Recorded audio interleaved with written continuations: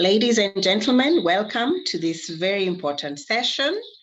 As WISE, we are happy to have you on board. This is our first training of the year. We are very excited about it, and we are so happy to have you on board. We're just going to give ourselves like 3 more minutes. We allow some more people to be admitted, and then we can start. But as we wait for them, I just wish to take this opportunity to appreciate all of you for taking your time to be with us, for taking your time to just want to see what we have in store for you. So, karibuni sana. As you can see, projected is who we are as women in safety excellence. We are an association of women in security, and we have a very clear vision to foster a powerful, trusted community of influential women in safety and security. And we are saying this because for us to be influential, we have to be able to build one another. We have to create the networks. We have to create a voice for ourselves. And by such kind of trainings and the opportunities we are going to discuss today, we give people a chance to be able to understand where they can be able to position themselves, what they need to do to go to the next level, what they need to do to be able to benchmark with the rest, all right?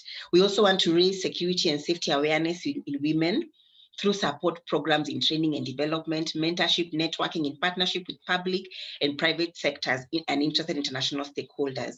Ladies and gentlemen, in WISE, we are diverse and inclusive, all right? And for us to be able to be purposeful in our engagement, we need all the support we can get. So we celebrate our male champions who have joined us today. Karibuni sana, I can see quite a number of you. And what more can I say? Only that as we do this journey, as we walk this journey, hold our hands, and the sky is the lower limit, as our keynote speaker likes to say, that the sky is indeed the lower limit. So I think we should just delve right into it. You can be able to see from our poster that we sent out earlier that today we are climbing in heels and boots. Yes, and what does that mean?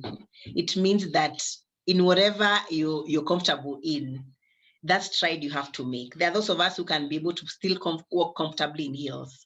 Yeah, those of us in security are more comfortable in boots. Yes, but what are we saying is that those strides must be made however you feel comfortable to do it, whether you want to do it in flats, heels, boots, or even barefoot. Yes, as long as you are able to reach that where you have purpose to do. So this afternoon, ladies and gentlemen, I am proud to introduce to you powerful panelists that we have with us.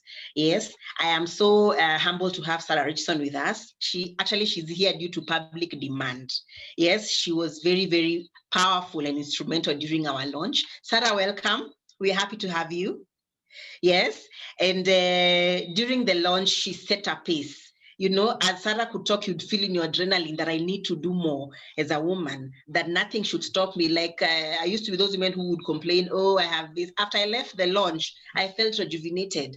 And Sarah, a lot of people are waiting to hear from me. They are waiting to hear what do they need to do to be these powerful women who can be able to get out there and be noticed. Yes, we don't want to be getting out there and people that don't even remember that you are in the room. We want to be these women that when we walk in and we say something, people can actually remember what we said. So we are happy to have you on board. Sarah, karibu sana. I want to also appreciate, I will just,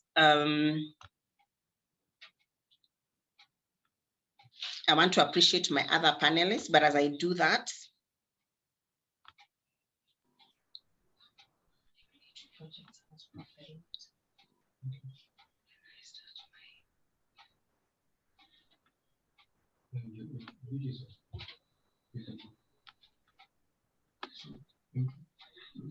all right, I think I was bringing that on board. So as I was discussing about Sarah, I was saying the last time she was impactful in our launch. She is a double global award winner, a strategist, a speaker, master trainer, and executive coach. Ladies and gentlemen, today we are privileged to have Sarah with us, and she represents the epitome of strength and resilience. Yes, and she has risen and broken barriers from being a teenage mom, yes, to being a global director. I mean, ladies and gentlemen, we are happy to hear how did she get there? What can we do to be able to break those chains that really hold us back? So she has various awards, accolades to her name. All right. She is a professional, she has professional accreditations to various memberships, IHRM, Chartered Institute of Personal Development. All right. She has an award as an Exceptional Woman of Excellence, Award 2018, Women Empowerment Principles Champion 2019, World HRD Congress. My goodness, Sarah, some of these things you tell us how to get them. So ladies and gentlemen, you can see the kind of speakers we have lined up for you, right? For today. Sarah is very, very rich with talent, with experience, the kind of audience she's dealt with, all types of women who have been able to second guess themselves. She's been able to take them through various trainings. So ladies and gentlemen, as we continue, we'll continue to share some of these profiles, and then you can be able to really engage further with our speakers and panelists to see how we can engage with them. I'm going to delve into my next speaker, who is Madam Evelyn Kemuma. Madam Evelyn Kemuma is You have. So I hate her. Madam Evelyn Kemuma is the principal for Kenya Institute and for Kenya Institute of Security and Criminal Justice. I want to say that that is a very personal institution to me because I also have a history there. So Madam Kemuma, we are humbled to have you on board. You are a woman who heads an academic institution that nurtures young people into this area of security. So we can only be proud. We can only be proud to be associated with you. I know there are many ladies who wonder, how do I get it to do a certificate course or a diploma program or a higher diploma program? And suppose I don't have what it takes, what can I do? So we are saying that we are privileged to have you on board. She is also a staunch wise member in the training committee. She is the deputy chair of the training committee. So Kemuma, karibu sana. We are actually very anxious to hear what you have to offer for us. And we are very, very expectant moving forward. On to my next speaker, ladies and gentlemen, we have with us our very own Purity Kinanu, who is a wise staunch member. She is a governing council member of Women in Safety Excellence. She heads the Department of Partnerships and Programs, and she's a gym fanatic. Yes, and she likes to say she's taking over the global corporate security sector. Yes, because she's well-purposed, she's well-positioned. She's an ACES International member, and she is also in charge of HR at the G4S Kenya Limited. She's the Learning and Development Manager, and we are happy to have her on board. As a HR in a security company, she has a lot of experience on those challenges that women face in this human resource area to get into security, into the security sector. So ladies and gentlemen, I don't want to belabor the point. I want to get right into it so we can go to hear what our panelists have in store for us. Yes, we are going to be discussing about career growth. I want also to introduce my second moderator, Madam Annette Kimitei. She is a governing council, the Deputy Secretary General for Women in Safety Excellence. She is the MD Senaca East Africa. We are happy to have her here. So allow me, ladies and gentlemen, to hand over to her. Thank you very much. I wish as we conclude this session later, we can exchange notes on how much fun it has been. Thank you very much. Thank you. Thank you again, Monica. Always a pleasure to host an event with you. And so we'll begin right in. You remember the theme today is climbing in heels and boots. And just as Monica said, some of us have climbed the ladder. Some of us are on our way to the ladder. There are people contemplating entering security as a career. There are people contemplating growing in this sector. There are others even feeling like maybe I should give up. This was not the place for me. It's just too tough.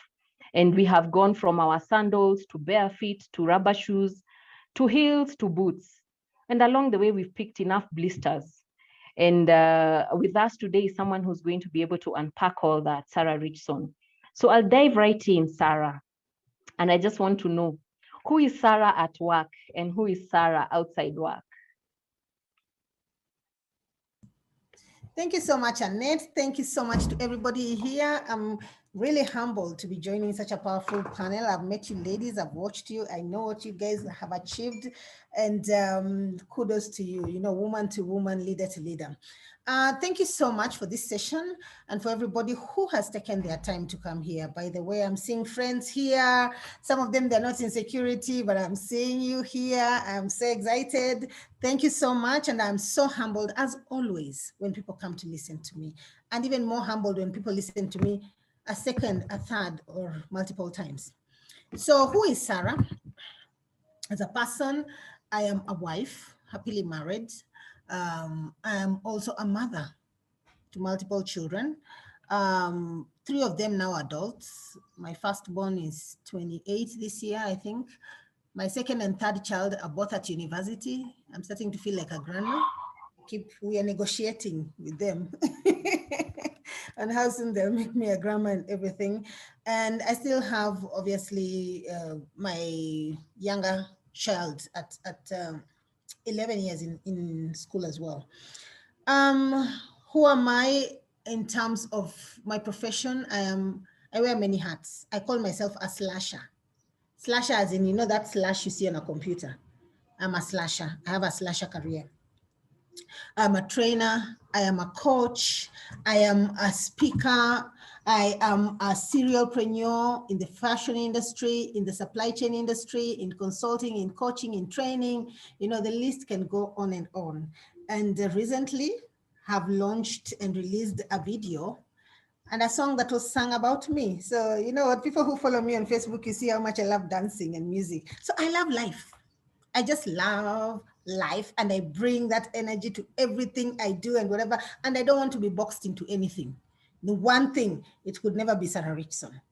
What is my message to you as well is, you know, God gave us, I think each of us minimum 5 talents. Why do we die having done only one? People are asking you, so you can do hair, run a salon and still be in security and still be a HR somewhere and whatever. Yes, you can. And I tell my children, you cannot limit yourselves. You need to do as much as God has put into your hands. So that's who I am, Annette. Thank you. Wow, and I must say I'm a follower of your Facebook page, and I cannot believe those are your daughters.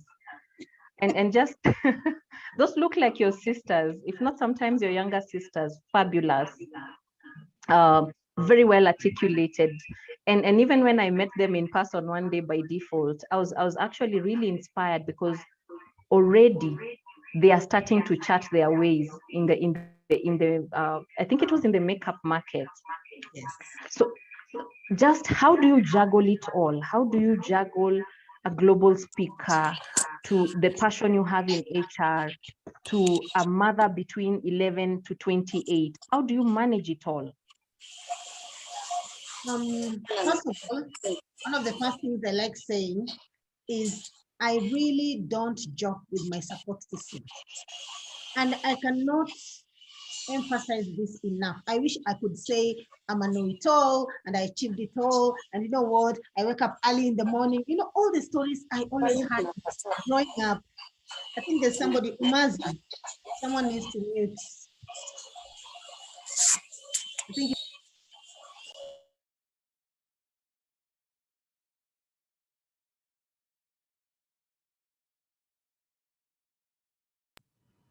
Thank you very much. Thank you so much for that. I was just sharing that I wish I could call myself a superstar mom who is so smart and has it all and can do it all and whatever. No. To be honest, I achieve a lot of things because of teams. I say one thing, make your family your team and make your team your family. I repeat, make your family your team and make your team your family. What does that mean? So my family, by the time they're hitting 10 years, I'm teaching certain skills that I know are very useful to the family, not just to the person. So my daughters learn how to photocopy very quickly. We have photocopying machines. If you look through, this is my home office right now. They know how to set up my office. They know how to link and put small chargers and whatever. So those things just help speed up little things. as they start growing, they know how to research for content. They know, they know the businesses that we do. The supply chain business that I'm doing with my daughter, that one, we are both partners, but she knows how to source for goods. She knows how to look at market research and what people want and everything. So they've become my team, and my team, especially the one that I led in my last role as a global HR director. We are still in the same WhatsApp group, in the same lines. We still talk to each other. I use them a lot as associates in a lot of the work that I do because they know me, I know them. We don't need to re-engage and restart and whatever. So like what you're doing in WISE, Annette, you start knowing whose strengths. And so you have to call up, you have to have what I call a life team. It doesn't have to be just the team at work. A life team that you can reach out to, and together you have something called distributed intelligence. And so for me, I have distributed intelligence in the area of being a mother. I am working in spaces where there's mothers to teens, there's mothers to older people, there's mothers to adults, mothers to young children and everything. I'm giving, they are giving, and we are giving each other. And that is one thing that has really helped us. And the other thing is having a personal board of directors. Having people who speak into my life, people who can challenge me without trying to say things that I want to hear.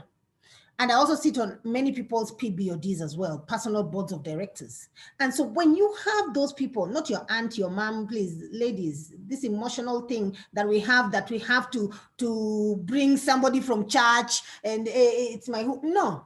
In fact, if they don't know you so much, but they have the competence to be able to deliver. Maybe one of them is a strategist, another one is just good at positioning your brand, the other one is really good at financial, so you can talk to them finances and they can challenge you. People who are go-getters, who have succeeded, who have footprints, should be able to sit as in your personal board of advisors. And finally, I pay for advice. I'm not looking for anything for free. I'm not looking to waste people's time.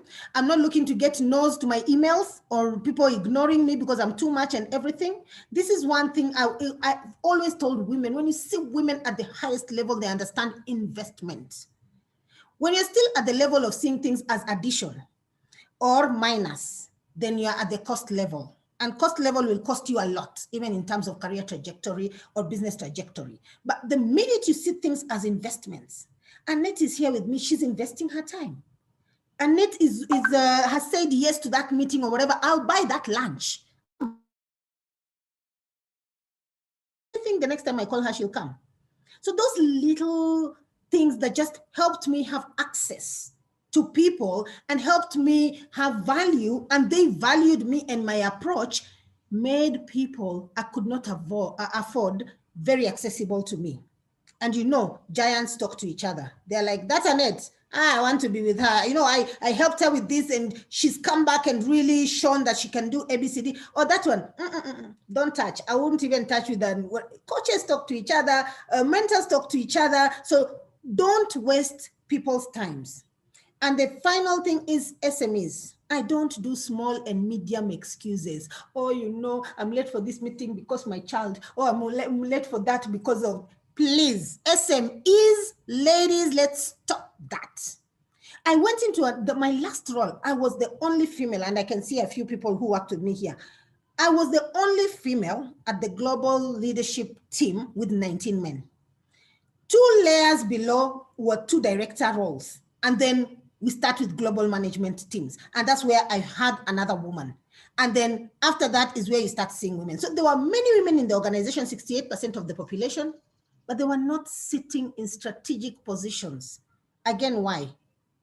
I'll talk about that a bit later. But this is how I managed to handle multiple dimensions of my life, being a mother, being a friend, being a coach, a business owner, or whatever. I work with teams and I enter into their WhatsApp groups with each of those teams. I know them, they know me. If they send me something and I've forgotten, they're like, Sarah has blue ticked, but she has not ignored. Remind her. She's blue ticked again. She's not ignored. Call her. I tell them, do everything possible to reach me. I don't accept excuses. Oh, I couldn't reach you in this day and age. But Annette, I need a whole day to just go into that space of how to be able to do all these things, but working through others, not doing it all yourself. I have 2 hands like everybody else here. Thank you. Beautiful, beautiful, beautiful. I mean, you've just said it all. A support team. I have a group where we call each other bras, you know, like a wonder bra. Sincere apologies to the men here, but for the ladies in the room, you know, you cannot necessarily live a very comfortable life without proper support. And that is who we become, women holding hands together. And I'm proud that WISE is part of the bras that give us that support for basic essentials.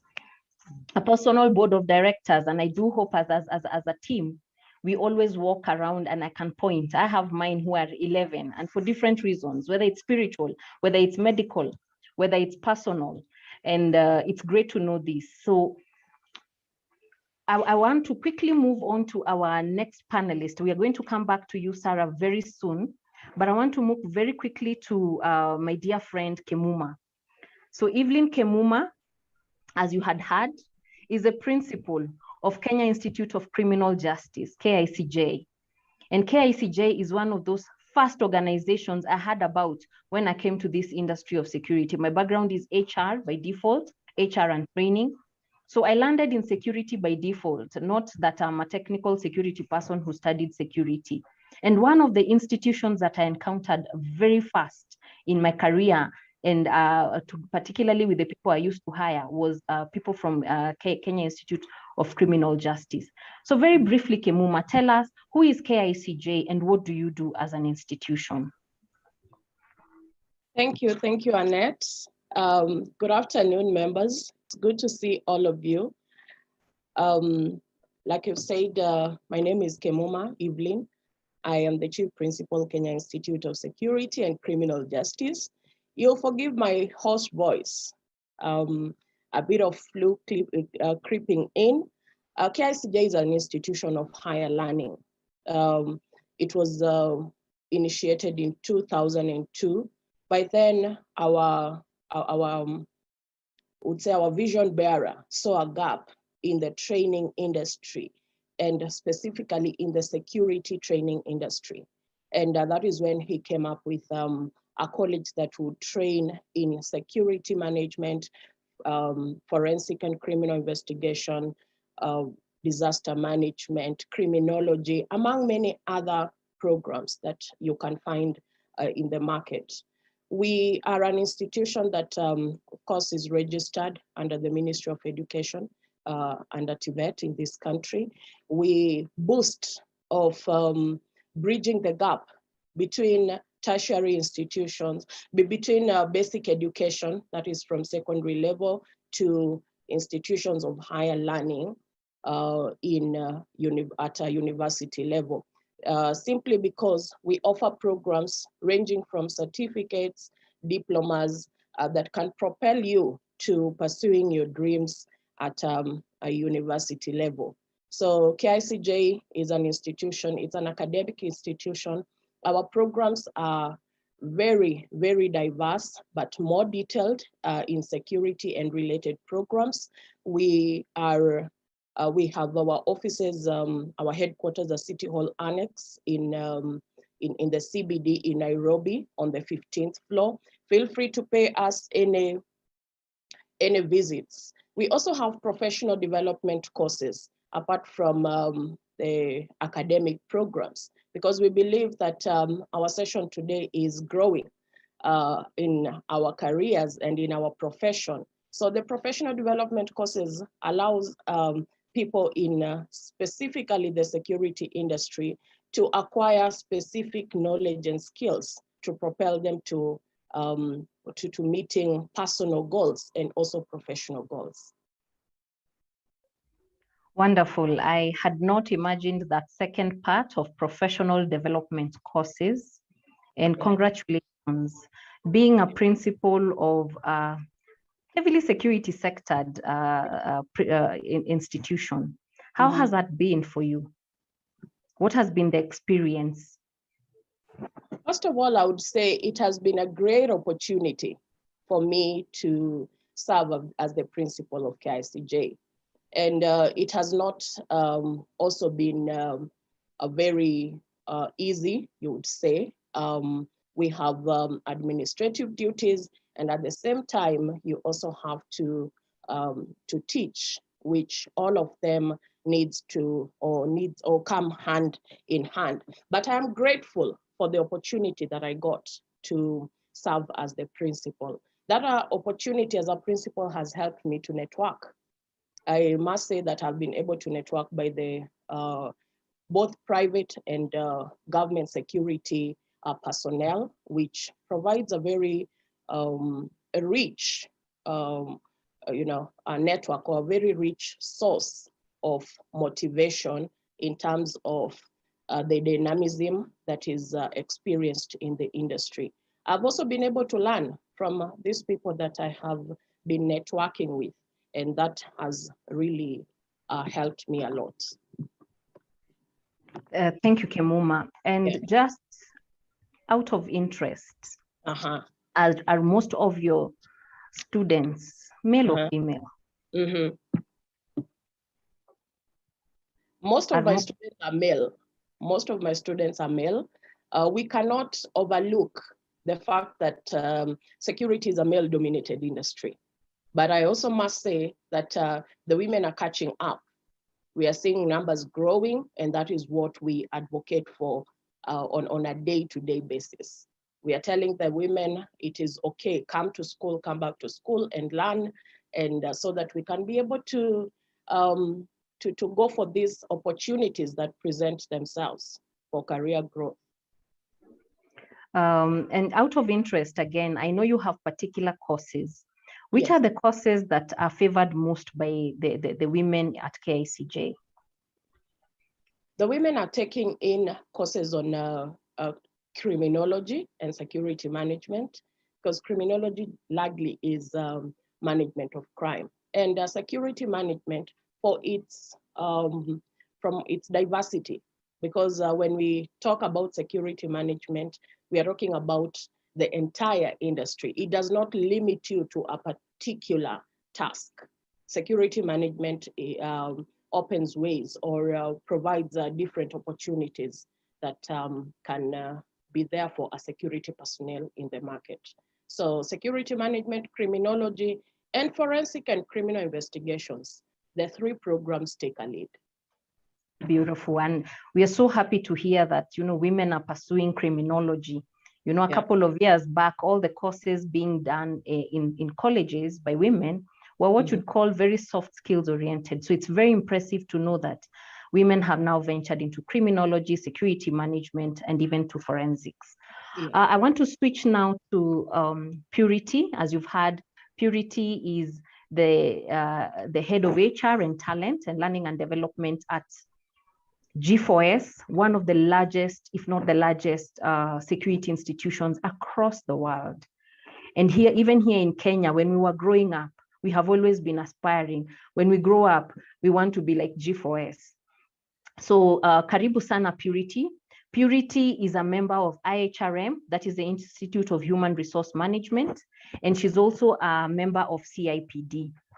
So Purity, please tell us a little bit more about what IHRM is, how do you become a member, and what is CIPD? Thank you, Annette. I'm privileged to be here today to just, say a few things about the industry. As far as ladies are concerned, it's a broad industry. To answer your question, AHRM is a body, an association, a professional body for HR professionals. For you to really be a member, you need to have the passion, first of all, besides talking about having some skill sets in HR, you need to have a passion. And we will be discussing later why passion is very important. You need to have relevant, of course, academic skills or qualifications within HR for you to be a member of IHRM. There are different levels, of course. They have their offices in town. If you want to find out more about them, you can always visit them. And actually IHRM, when they have even your contacts, they keep sending emails. We have updates on a day-to-day basis of what is happening. More importantly, it's an association that brings together professionals. So that means professionals around Kenya within HR have somewhere to go to borrow best practice, to borrow standards, to network, to be able to learn from one another. So that is what IHRM is. Now CIPD is not local here.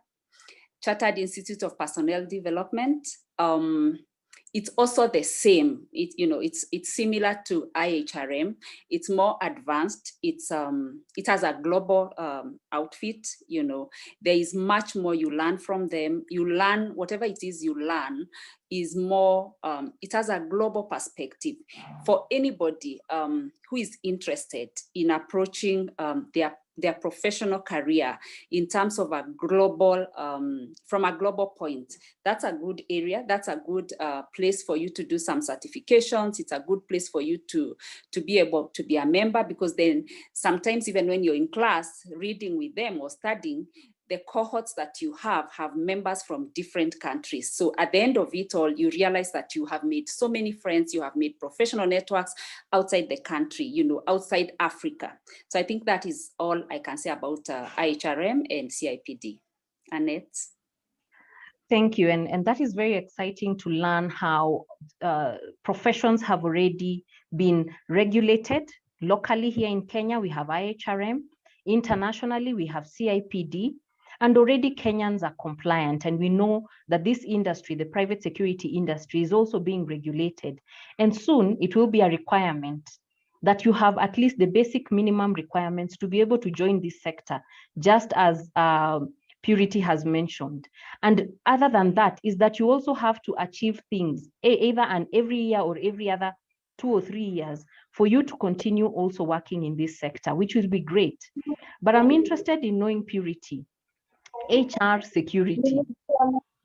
How did you enter this sector?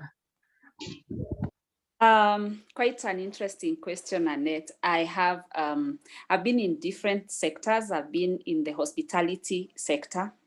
I've been in the financial sector, and landed in security by default. And having landed in security by default, 15 years now, I think I have learned that it's an exciting place. When I was in the hospitality industry, the financial sector industry, I still didn't feel like I had arrived. And I didn't spend so many years in some of those, in any of those sectors. But having gotten to security, and gotten the opportunities that I did get, that have made me who I am today and gotten me to where I am, I've learned a lot and learned how broad the industry is. So to answer your question, I landed there by default, grown through the, through the roles, different roles, to where I am today. It is a very broad industry that has a lot for us as women, a lot. Nobody should be scared about the industry. When we talk about security, what people see are the hard boots. That is what people see outside there. What people see or what people know is about a guard. Those who are in the industry know now that is getting polished, so that we move from that connotation of a guard to a security officer, to make it a bit, more endearing.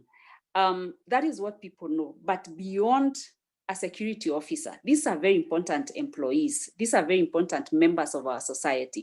Beyond that, there is a lot within the industry. And that is why I'm still there 15 years down the line. Annette? 15 years, impressive.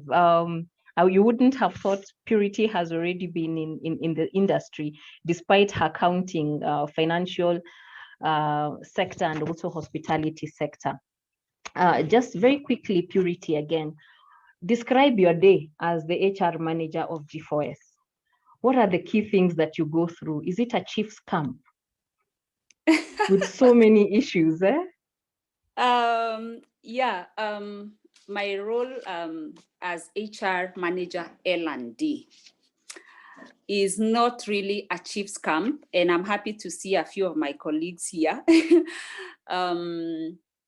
It's not a chief's camp, but the connotation, what people see from outside really, as I said, is the hard boots. It is a normal working day for anybody. So when I get into the office in the morning, really, it's just about ensuring that the over 13,000 employees are fully skilled.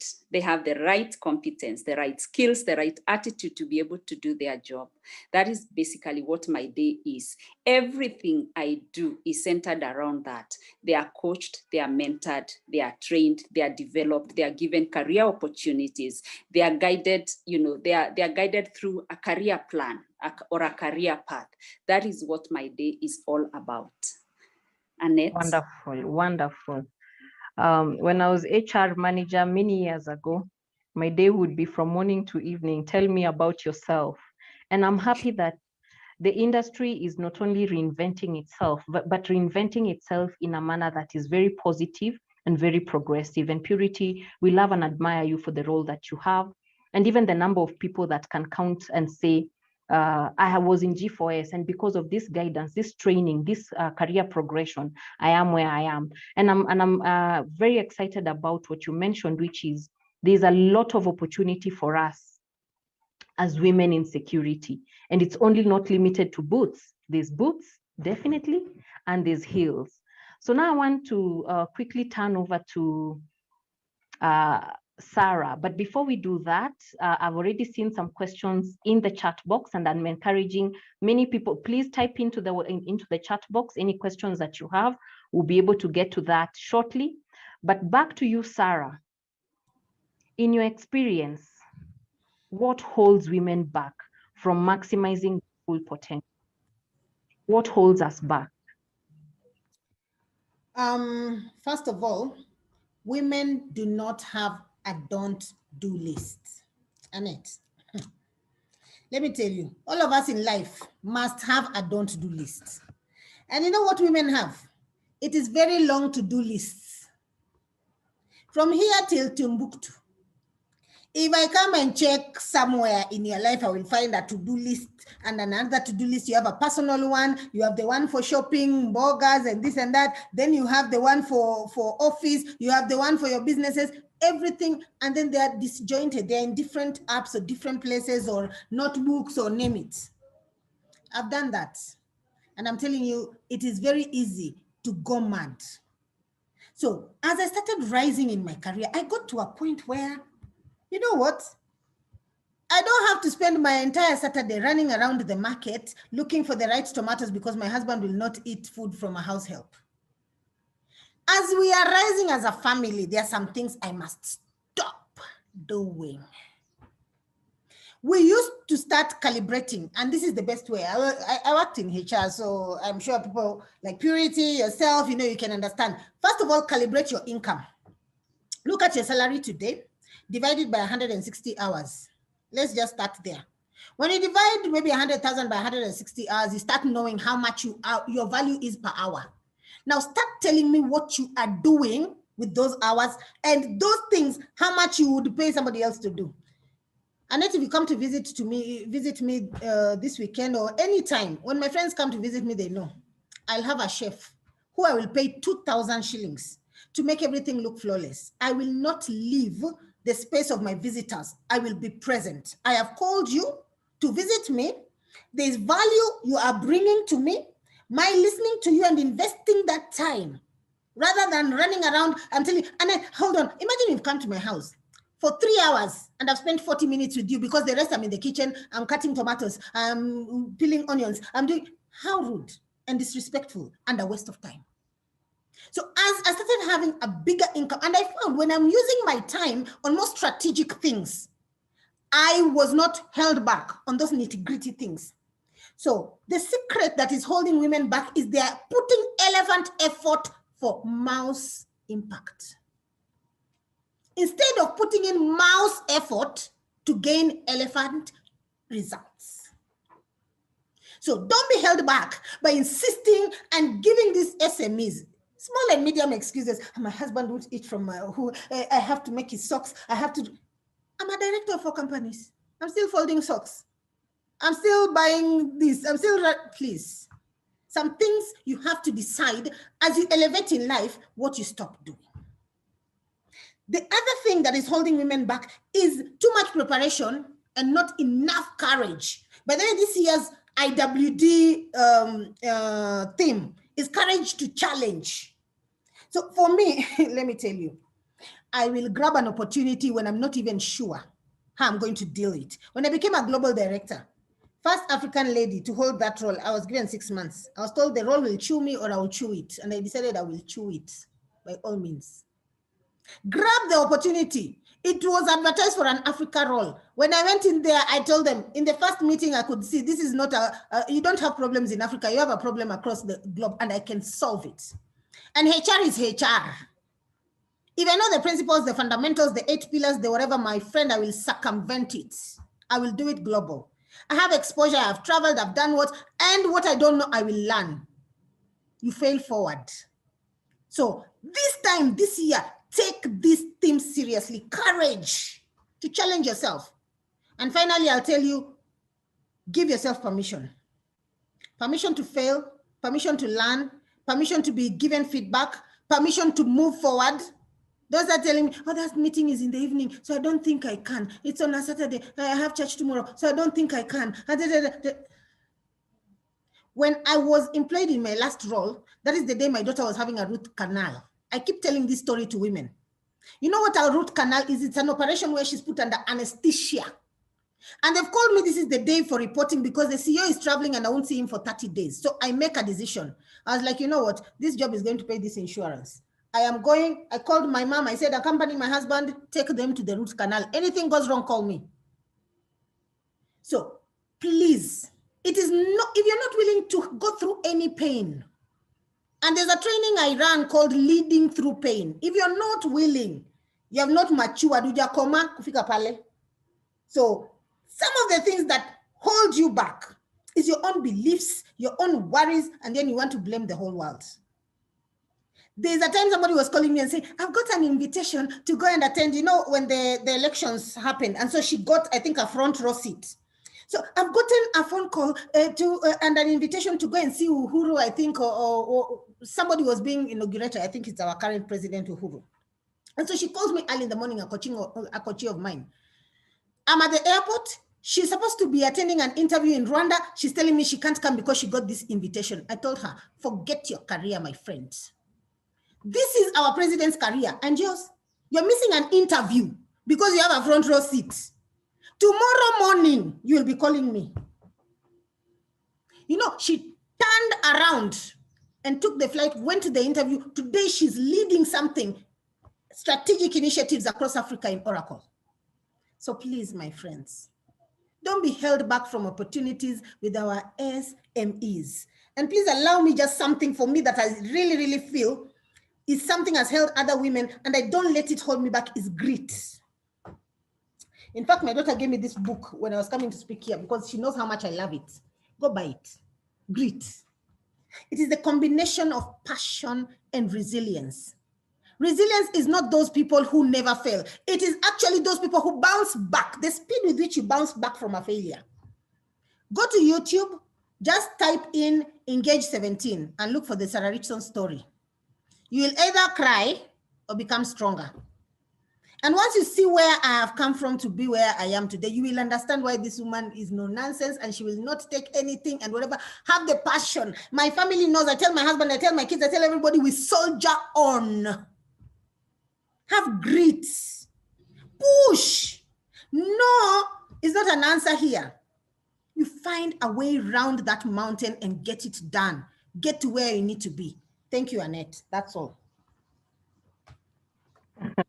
Wow, wow, wow. And Sarah, you've said something that has struck. Huh? As women, we want to grow in careers. We want to be in all these boards. We want to be leading our departments, but we still want to squeeze the tomato and feel if it is ripe enough in the market. And we still have those 24 hours that every other man and woman has. But again, culturally, we have this challenge where our husbands feel, you left me to the maid. I have not even eaten your food. How do we handle that? And I know we have both men and women, wives and husbands, and potentials in the room. How do you handle the issue of guilt that pangs on women when you're not able to attend every child's swimming day? When you're not able to attend all your girlfriend's children's birthdays? When you're not able to attend every chama? How do you handle that guilt? V versus V. Annette, you follow me on Facebook, so you've seen me and my husband. V versus V. Does that man look like he's ignored or not looked after? Let me tell you one thing. V versus V means volume versus value. How much value? My daughter told me a long time, and it struck home. You know, these guilt pangs, they are always there because it's messaging, the wrong messaging. And so I was messaged that because I'm running, I'm in Dubai with a 6-month-old baby training, and she's crying in the other room. I'm here, I'm doing what? But those are the things I needed to do in order to not be left behind in my career. Now, when my daughter grew up and I was asking her, did you feel like you are left out? Compared to those moms, maybe Annette is at home with the remote control watching Nigerian movies with you. When you come from school, they meet you with a hot meal. You know, they pangusa your mouth. Oh, my baby, today, this. They're at the gate of the school. And Sarah is visiting 12 countries and then coming back, sitting with dashboards and coffee and what? Hi, darling, how are you? How was school? Okay. Okay, bring it. Let me see. I have 10 minutes. So just tell me specifically how I help. Those are the conversations, real conversations that happen in my home. You know what she told me when she entered university? She said, Mom, I have so many of my friends with a couch potato parent that they resent. And the parent starts telling them, you know, I could have been HR director of G4S, but it's because Niliwaza, because of you. Now you start calling out the child. They will not listen to that. And these digital citizens will call you out for it. So my daughter told me she's really proud to have watched a mother push through every obstacle. And every minute that I spent with her was a minute of value. We sit, she had something she told me, it's called a green book in her head. She would sit in a situation and say, what would my mother say? What would my mother do? I said few things, but they were valuable. I did few things, but they were valuable. Many do multiple things. But ask me, is it useful or is it useless? Same with my husband. You know, if he sees me in the kitchen, even just chopping something and trying to fry something, and he's like, hey, dancing that day like it's Christmas. It becomes a valuable event. And yes, I make sure the same food that he likes, I will teach our house help. The same things he also adds value. He helps cook. Annette, you see. I get roast potatoes and roast dinners and I share them on Facebook for my husband. So it's about also some equity. Honestly, our support network starts from that home and that's killing those vibes that we are passing. My son, my firstborn is a son. And let me tell you, girlfriends are after him because the boy can cook, clean and serve very well. So it's up to us to change the narrative. And it's up to us, we women, but they are the ones making other women feel bad and look bad. We have many daughters, so my husband takes them to the salon. And it is women who are harassing him from the door. Now, happy mama? Mama ni mgonjwa. Mama yuko happy? Alienda happy? Kuna mama kweli kwa nyumba, kwani what do you want? You want to come and replace mama in the moon? You have never seen a man break. These are his daughters. I can take my son to the barber shop. I don't expect those questions. Now, happy baba, kanini baba amleti kinyozi and things like that. These cultural lines, unless they're making sense to you, please. We need to really relook at some of those things and start giving value instead of volume. Permission granted. Wonderfully said, wonderfully said. And I hope all the ladies and the men, married and married, have taken this home. It is value versus volume. And you bring out an important part, which is we also have men who want to consider soft careers in their lives. And their fathers will tell them, you unaniaibisha. You are embarrassing me by being a nurse. You are embarrassing me by being a masseuse, doing massage. A makeup artist.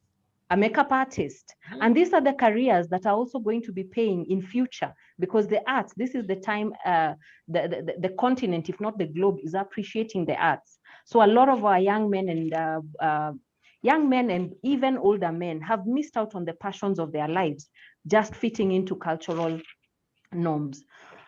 I want to switch on to Kemuma. Kemuma, we want to know more about KICJ, and particularly in KICJ, is I'm a woman, I'm working, and I always say this, one of my nastiest encounters in my academia is when I had to do an MBA with pregnancies. You know, throughout my MBA, I had 3 pregnancies. So I'm one of those people who took a very long time because of medical conditions to even finish the MBA. And it's because at that time, there were no online courses. But I know now with online courses, we are able to beat traffic. We are able to study even at our own convenience.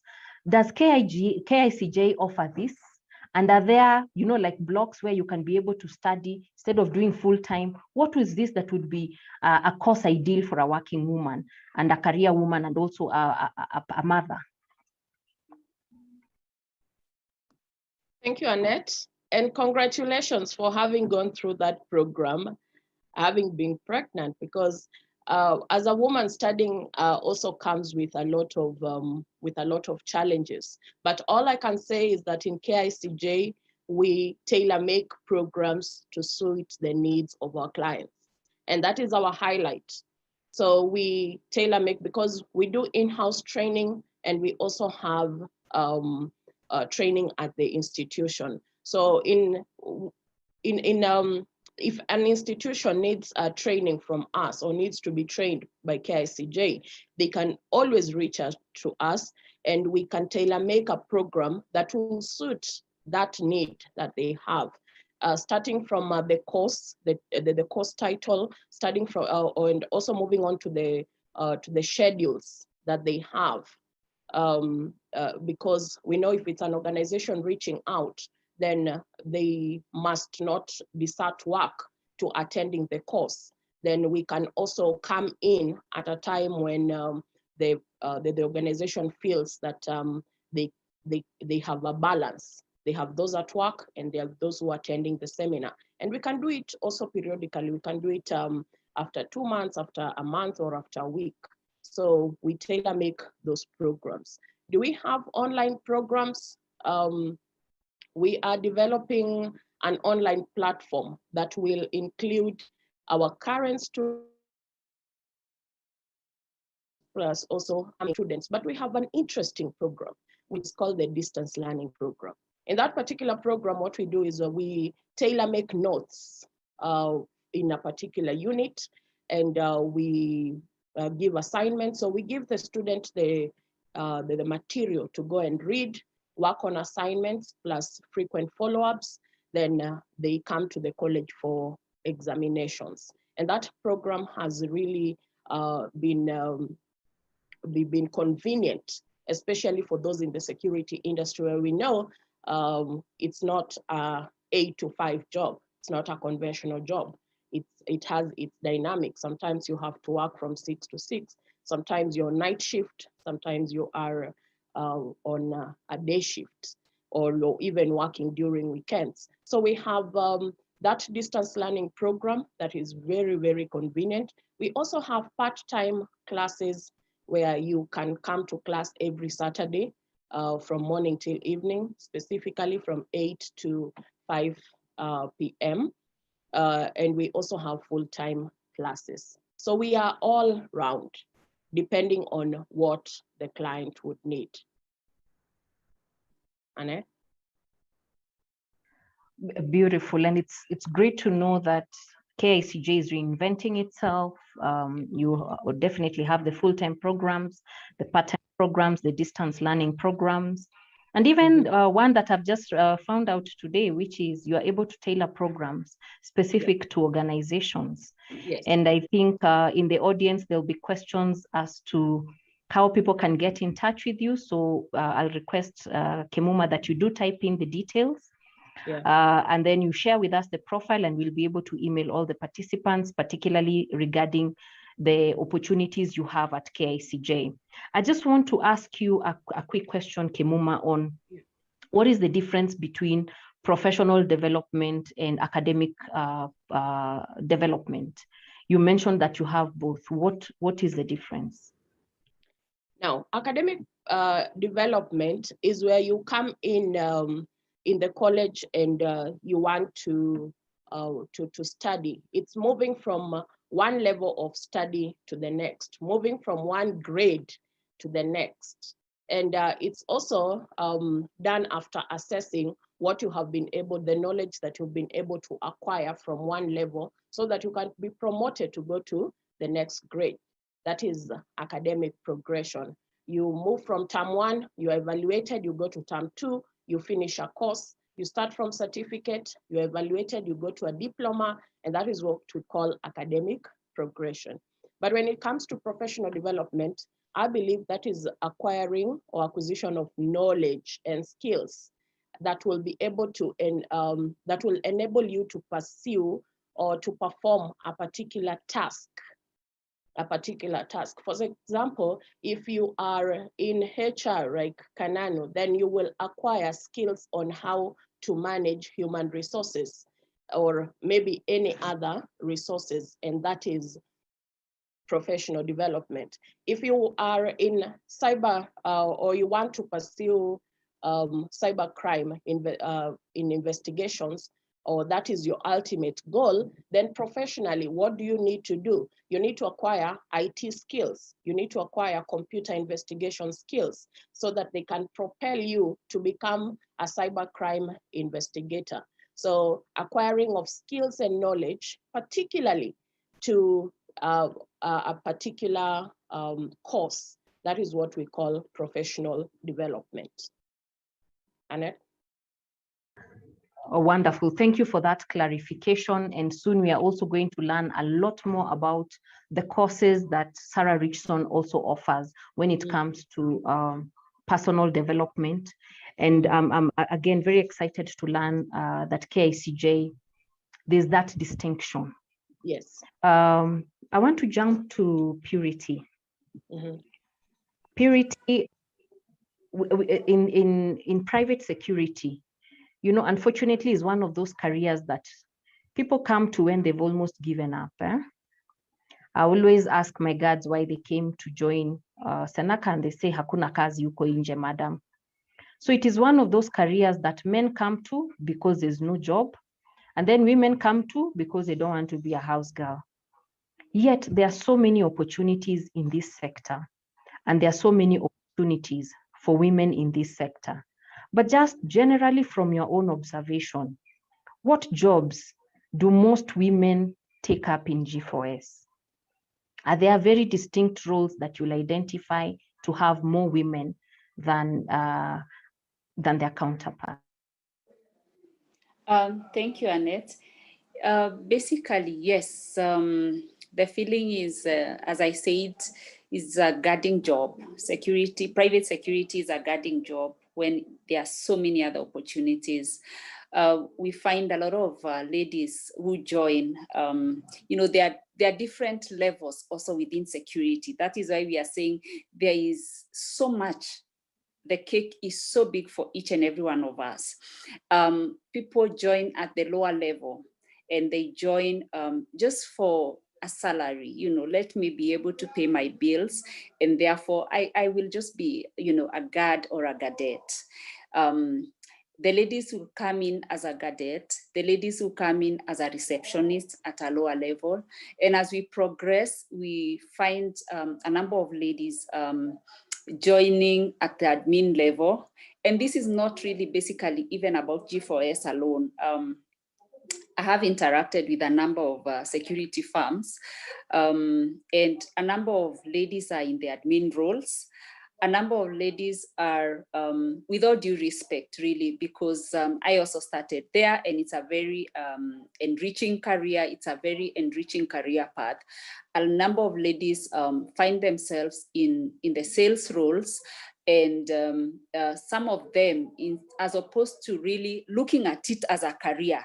I have my colleague here who has grown from a sales executive role and is leading when it comes to a senior position in sales. Now, that is a different case. She must have been very determined. But most of the ladies will join in just for the sake of the job. So even when they join in as a salesperson, you know, most people, like many people grow from sales and find themselves as MDs, you know, but people don't look at it like that. They are there just for the jobs. We have very few women when it comes to the hardcore security. The hardcore security where we have the operations taking place, we don't have we don't have many ladies. They sort of keep off. We don't have a number of ladies when it comes to event security training. We don't have a number of ladies when it comes to the cyber area. We have an area on investigations, and when it comes to private security, in the public, we have a number of ladies doing very well investigations. In the private security, not quite, and we have a huge opportunity for someone being an investigator and growing themselves within that career. We have command centers that require a lot of people, but people look at a command center from, you know, just a very basic area. That's an area that women can grow in. Women are very detailed. A command center requires somebody who is keen on details. That's an area that can grow in. Then, of course, when it comes to the area of HR, and a number of us who are in HR are just in mainstream HR. But you see, we have an opportunity when you are in HR vis-a-vis the security industry to ensure that you grow yourself, build yourself, invest in yourself. And that's why I talked of passion. Invest in yourself within the industry. But some of them, you know, don't want just to remain within the industry. So those are some of the areas where we find ladies in. When it comes to the MD, you know, the corner offices, not quite, Annette, and you are a good example when it comes to that. Not quite, for the fear of, you know, this is an organization, this is an industry that is male dominated. And if it is male dominated, if I get to the corner office, how will I deal with the men? You know, it's very, we tend to create those barriers that Sarah has talked about, our own personal barriers. But there is no reason why a woman cannot excel within the security industry. It takes your competence, your wit, and just being able to connect with the industry and connect with the men within the industry. Annette. Beautiful. And Purity, you hit it spot on, because in this sector, these things are not unique. I'm realizing that they are not unique just to G4S, because it is the same scenario even in my company, and I believe many other security companies, which is the cadets want to come in and that's the end. As the best they will do is reception. For us, when we really lobbied, we found and had very deliberate plans on trainings and numbers. We realized that a good number of them still loved the control room. But it is because it's an enclosed environment. You don't deal with a lot of questions from outside. But beyond the CCTV operators, we just haven't been able to have our ladies break that ceiling, particularly having come from the guard force. In admin levels, yes, a little easier. But when it comes to like areas of dog handling, I've been asking the ladies, I'm sure you all grew up with dogs. Why are we not having any ladies in dog handling? When it comes to mobile response, I've only seen one security company which had one cadet only for a period of 2 months. And then when I inquired a few months later, why did you remove the cadet here? They said the customers complained. They said that a lady cannot do mobile response. The same as technical installations, who is doing alarms, electric fences, the team that is always in their overalls. You rarely ever find them. And just to go to the point that you said, the corner offices and the boards, rarely do you find women in security pursuing these positions. And often, even in the boards, you find it is the same ladies. So I'll ask you, what is this that is going to be able to make these ladies break out of the norm, be able to pursue these non-conventional careers and really be able to shine? Is it that the role models are not there? Is it that these jobs are, I'll give an example of what one guard told me. when he was exceptional, very good at his performance. And then one day I told him, I want you now to apply for the position of a supervisor because those opportunities are there. And he told me, madam, mimi mpaka nikufe ni rungu tu, mimi nitakamata rungu. Hii maneno ya supervisor, ukianza kukaribia huko ndio unafutwa, mimi nataka kusomesha watoto. Could it be the fear that arrests both men and women? So what advice would you have for those who don't want to pursue or are afraid to pursue an unconventional security career?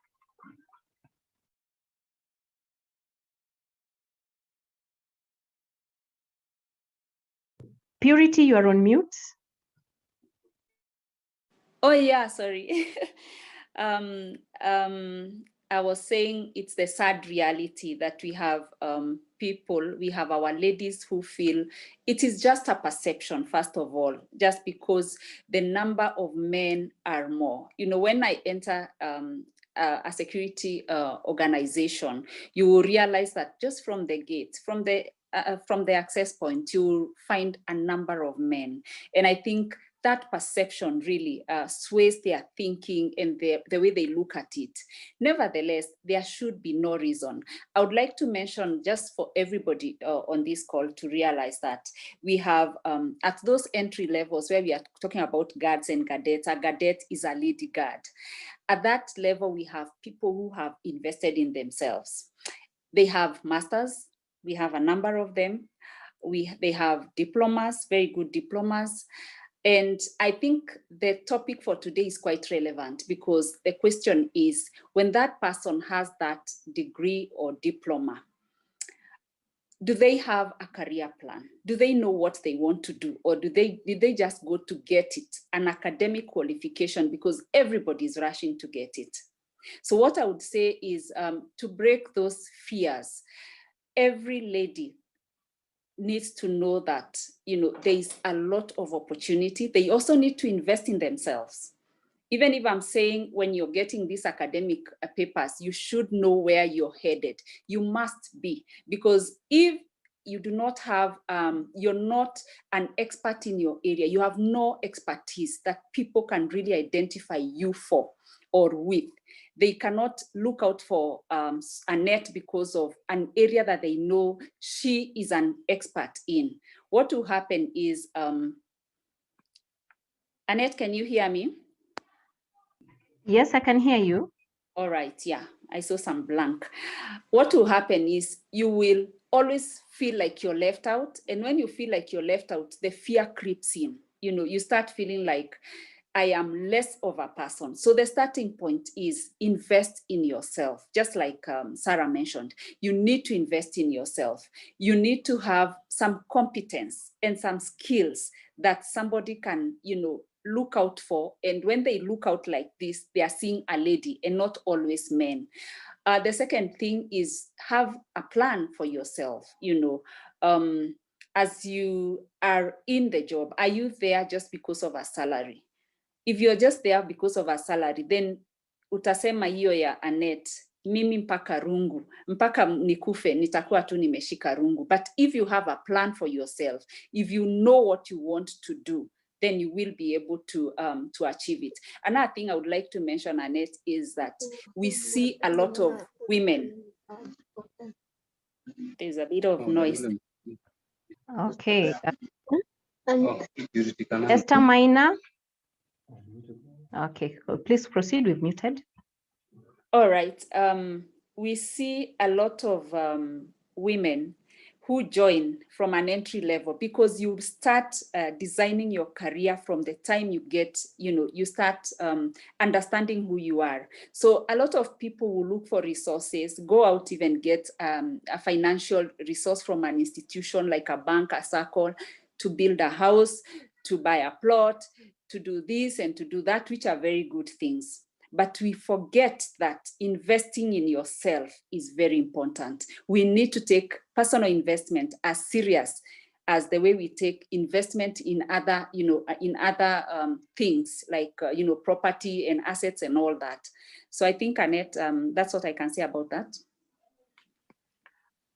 You know, Pretty, you've hit the nail on the head, which is pivoting in heels and boots has no we can't run away from the fact that the training is important and investing in yourself. And I want to go to a quote by Richard Branson, where the accountant was telling him, we don't have money, or rather, why should we spend money training people? And his question was, imagine if we train them and they leave.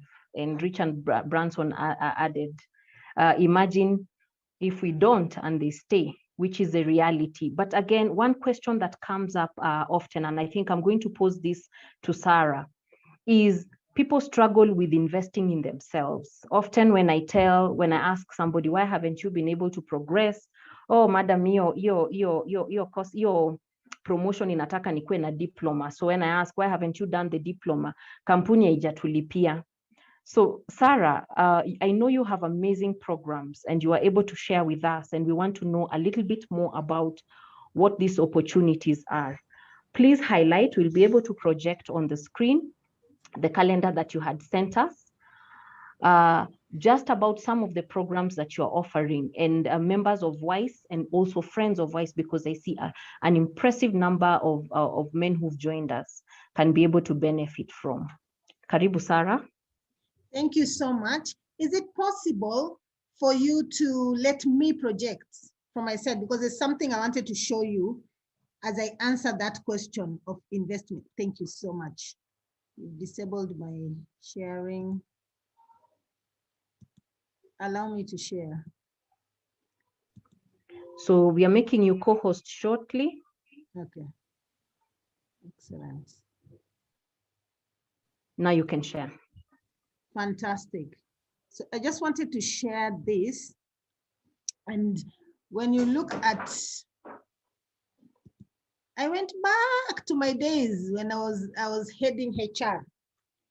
And I'd been asking myself this question: why is it every time we are doing things, and I loved doing things for women, you know, every month I had something called Moms Mentoring Moms group, which is an MOM. Moms like us who had adult children were mentoring people with their first child, second child, or third child. We were mentoring people who were struggling, you know, with parenting and everything. And imagine every time we were passing that reception, we used to pass this lady. You see this lady here? She doesn't belong to our organization. These are people in my organization, ladies in my organization and everything. But I made it a point that every country I traveled to, and I was looking after 5 continents and multiple, over 20 countries, I would not leave this woman. And I started asking and challenging HRs. It doesn't matter whether she is outsourced, whether she is from your organization or what. Why do we leave these women in security out of our trainings, our activities? Are they not human beings? And so now that I have stepped out of HR, I just want to throw it back to all of us here. I'm hearing HRs here, I'm hearing security women and whatever. I was talking about grabbing opportunities. And one day, just in my chat, I'm passing at reception, and she told me she's pregnant, because I was asking, oh, you look a bit tired and everything. Do you want to go home? She told me she's pregnant and she's done, I don't know, 2 shifts or something like that. And we began a rapport. She grabbed the opportunity. We started becoming friends and everything. And I started including her, and because of her, I included so many others. So I just wanted to share that. And all of us, if there is a campaign we can run, in fact, I just wanted to do a campaign on remember every woman. Last year, the theme was leave nobody behind. But do you know how many, if I went to maybe Carrefour and there's a security woman, if they are doing an event and cutting cake for the staff, they won't remember that lady at security. Leave nobody behind. So it is our challenge. And even the men, our security men, leave nobody behind. Challenge organizations, because these people serve in organizations and big organizations where there's activities for learning, activities for team building, activities for positioning yourself and everything. I'm challenging us to be human. I keep teaching about humanizing HR, so this is one of our opportunities. Thank you very much for talking about how all of us need to really think about improving ourselves. And so here I'd like to share our calendar, and this is the Rich Male Training calendar. And I'm supposed to be admitting somebody. Just hold on 1 minute. So we have a great learning experience. We would love to share with you and to partner with WISE in helping you invest for yourself. And please, as we've said, that small and medium excuse, my employer did not pay and so I didn't do. If you start listening to the stories, having one-to-ones with women who've made it, 70%, and there's the learning model, 70-20-10 model, the 70% is you and how driven you are and the opportunities that you will grab. 20% is your interpersonal skills and learning within teams and whatever. And then 10% is in class. And sometimes those are the ones that are paid for. So imagine if my employer is only paying 10% of my career and my training and my learning, then who is taking care of the other 80%? Who is finding those networks for me to get the 20% and who is driving me on a personal level? So for us, our learning experience, you'll have in-class trainings and you'll be working with superstar trainers. We have won awards because of what we have done. It is no joke. Secondly, you'll be in peer group discussions, gamification, you'll meet other people, you'll be able to be challenged. In all our trainings, we also involve micro safari learning sessions. So when you're coming to a host location like Mombasa, or we are taking you to Zanzibar, or we are taking you to Naivasha or Nakuru, you will have a micro safari in there and be able to learn something. There'll be a great networking opportunities because we believe in a framework called SKIM, building your skills, your knowledge, your experience, your exposure, your networks, because network is net worth. A lot of the jobs that I got, in fact, I think I stopped applying for jobs more than 15 years ago because people call me for the jobs and they come through the network. Working with WISE, it came through a network. So many of the things that will happen to you will come through networking opportunities. And then finally, our learning experience also includes accountability partnership over and beyond your organization. So it expands really how you can build that partnership and have some big moments. So for the leaders, anybody sitting here in a leadership position, or, and I used to say this to many people, if you're looking to enter leadership, position yourself now. Think about your destination. Don't think about where you are at right now. So one of the key things you can do is attend some of the trainings for leadership. And maybe you'll meet leaders there. Maybe you will learn leadership skills and everything. Here we are talking about successful transition and managing a regional team. If you want to work in a regional role, policy development, implementation, we are looking at you learning some HR for non-HR managers. If you're a manager and you just want to build your people's skills and you're not necessarily in HR, we are doing that as well. It is something really great happening in April, just right here in Nairobi. Transforming your organization into the new normal. You know, we've changed with COVID and everything will help you with guidelines, approaches, you know, operational excellence, crisis management, and then helping you to build a high performance team. I've built teams that today, many of them are leaders. And as I've told you, we've remained together intact. And let me tell you, the one you don't want to miss, the training of trainers. There are many ladies, and I'm seeing 2 of them here right now, who've attended my TOTs.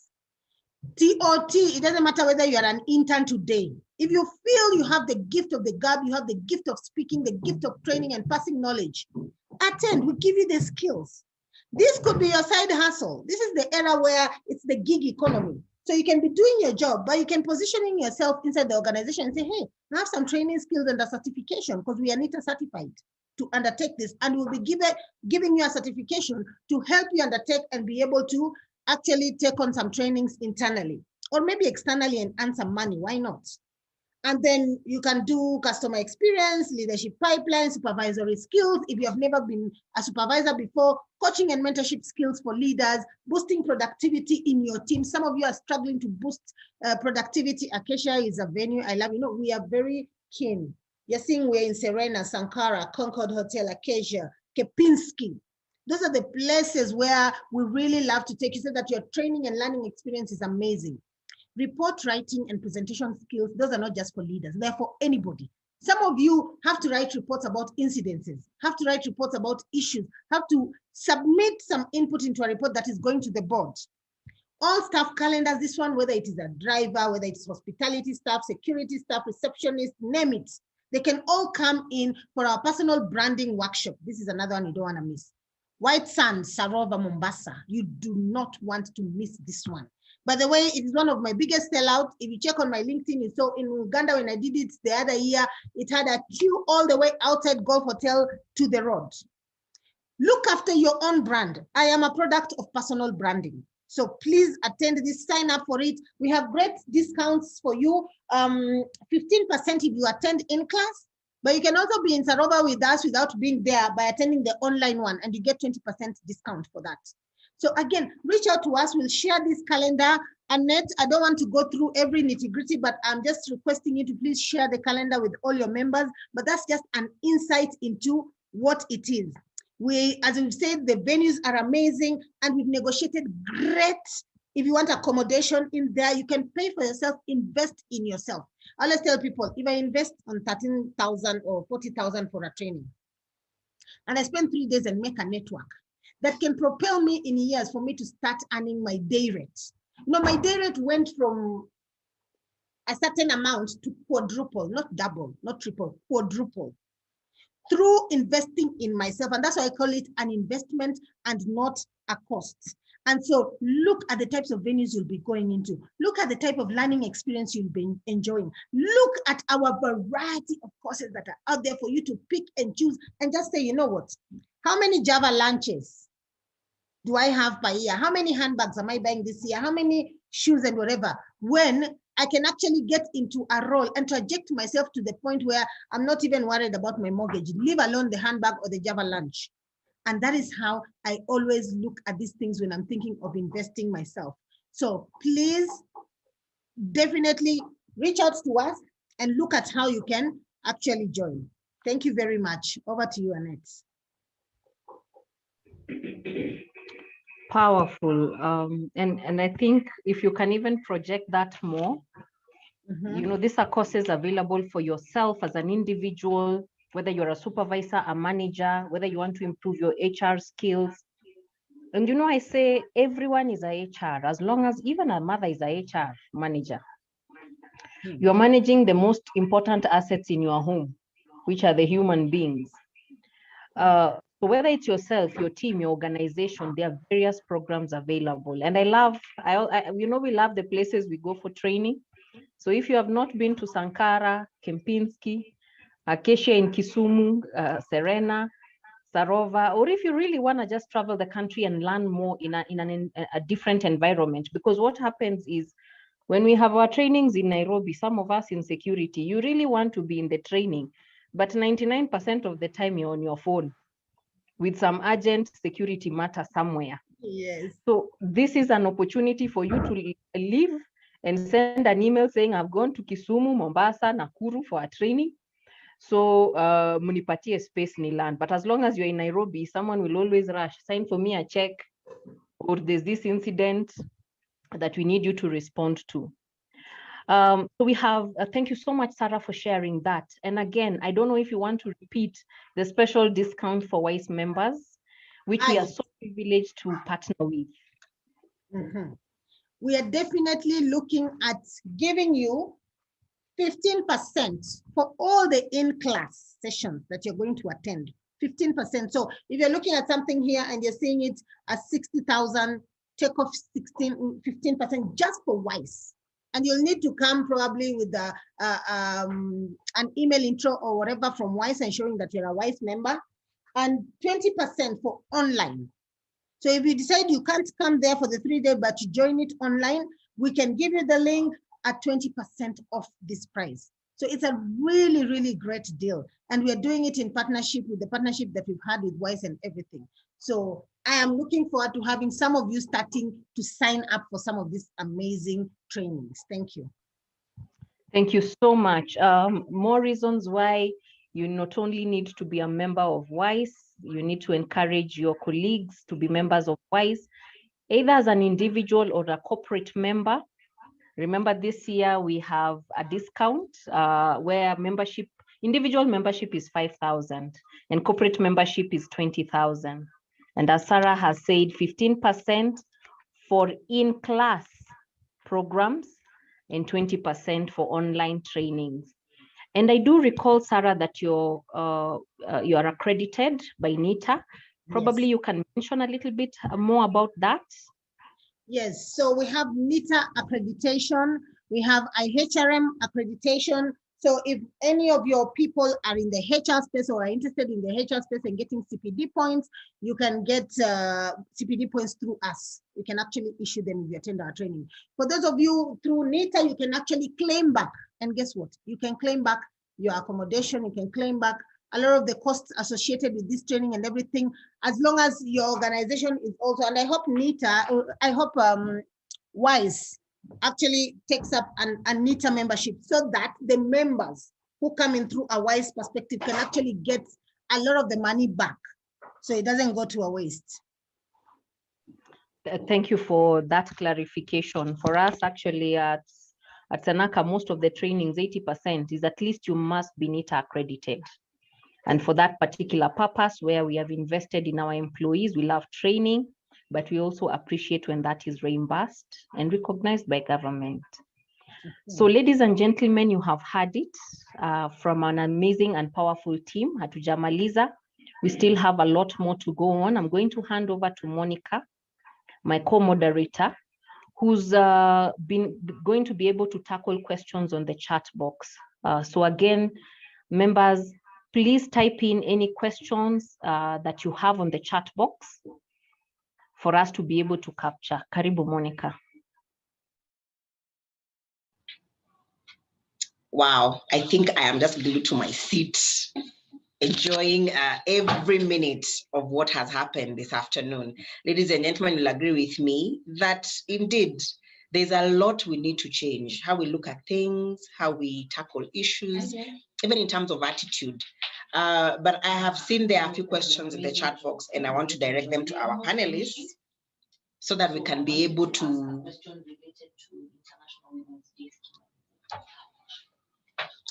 also be able to, you know, get to understand the audience a little bit. And the first question goes to Sarah. Sarah, are you there? All right, I can see Sarah dropped, but I can see she's back. Sarah, are you there? All right, my first question goes to you. And someone is asking, how do you deal with negative distractions from people you think are supposed to be close to you? Yeah, you know, sometimes you have husbands who don't believe you have what it takes. Sometimes you have parents who don't believe you have what it takes. Sometimes even the closest friends, they'll discourage you when you have just decided there's this thing you want to pursue. How do you deal with those distractions? Even culture, even going against your whole community because you feel this is an area you need to delve into. How do you deal with these stereotypes that you can't do this? And that is a serious challenge for us women. Sarah. One of the key things is when you're going for your career, you have to surround yourself with the people who are supporting you. You have to know the drainers, yeah, and the brainers. So you want the people with the brains around you, you want the people with the drains, you know, draining you out and whatever, you just mute them with love. And I have muted even family members with love. I am an 8th born in a family of 13 with 9 men. So when I came back to this country, I am well trained in international business. I was giving advice about whether it's somebody's chicken business or whether it is somebody's, you know, growth strategy to I don't know what. And they're like, oh, mtoto film change nappy juicy. You know, what are you telling us? What are you even trying to? And you don't realize that my qualifications have placed me in a platform where I can give you some free advice. And I used to tell them, you know, it'll come a time you can't afford me. So I have certain boundaries. One, I charge for my services. Anybody who wants to judge me can judge me, but I charge for my services and I pay for my services to my brothers, to my sisters, to my cousins, to whatever. I take something from you. If you're a makeup artist, I pay you. At that point, you are my sister, Monica, or you are not. I pay you. And when I give you a service, you pay me, so that tuheshimiane, that is one thing. The other thing is when people are judging me and say a girl can't do this and a girl can't do that and whatever, just see yourself as a role model. See yourself as, when I came back and I was working in HR, I used to refuse to define myself as a HR director. I used to call myself a continent improver. I'm doing this for the continent. I'm doing this for that girl who is dreaming big, who is looking at the sky and thinks that is the limit, and I'm saying it is not. Who wants to see somebody who speaks with my accent in a leadership role at global level? I refused to start twanging and speaking like an English person or whatever. I was doing this for that girl. So this thing you have to realize is bigger than your community, bigger than you, bigger than the naysayers. And when I tell you I mute people with love, you put me in a WhatsApp group and you're not adding value to my life, I leave.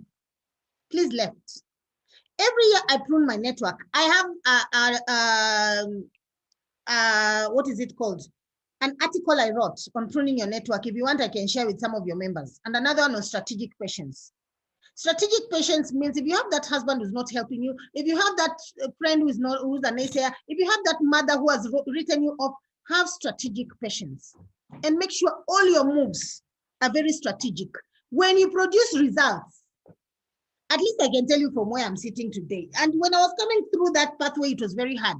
But when you have produced results, you will be amazed, Monica, at the people who start respecting you, who start calling you, who start saying, no, I'm not having this meeting until my younger sister, who, by the way, is an expert, attends. Can I have her look through that contract before I sign? Can I have her just speak to you over the phone and really know what you're talking about? That is how now my family, all the naysayers, they will not make a foot forward. They will not have a meeting or whatever when I'm not sitting on the table. So just prove with your results. Close your ears a little bit. Don't be calling everybody every time. Some things don't tell people what you're doing. Let them see the results rather than the journey. Because with the journey and whatever, they will try and pull you back. And as I said, keep double checking with your board of directors, people who've been through that route, and see whether they feel you're in the right direction. And if they feel that, then fine. Finally, do not take advice from people who are unskilled in that space. I want to open a salon. I am running to my friend Annette, who is in security. As much as I love her, I am opening a salon. I want to speak to people who've opened salons in this area. There's something they'll give me. As much as I want to ask my mother on whether I should take an engineering course or not, she will tell me what I want to hear, but she cannot advise me on engineering. I need to speak to somebody who's done engineering, seen it, they know the salaries, they know the spaces, they know the challenges, they know the what. So please, my final response is get skilled advice. Those people who are naysayers have anxieties for lack of knowledge, lack of understanding. So go to the people who know and people who understand, and they can help you propel through. The right voices for the right things. Thank you. There you have it, ladies and gentlemen. Yes. Number one, mute with love. Sarah, you're just, the way you package your words. Mute the people that are just distracting you with love. I think that's a powerful one. I once read a quote that said, you need to have enough faith in what you want to do that is bigger than everyone else's disbelief. Yeah. So I think really this is what you're telling us, that you need to actually believe in yourself. And those noises, you just shut them off. All right. Thank you very much for that answer. I'm going to go to the next question, which is going to Kemuma. Kemuma, I hope you're there. Somebody is asking, after you take a diploma program or a certificate program or a higher diploma program, when you join the university, do you join the first year or the second year? So I think this is a question of credit transfers. Over to you. Thank you, Monica, for that question.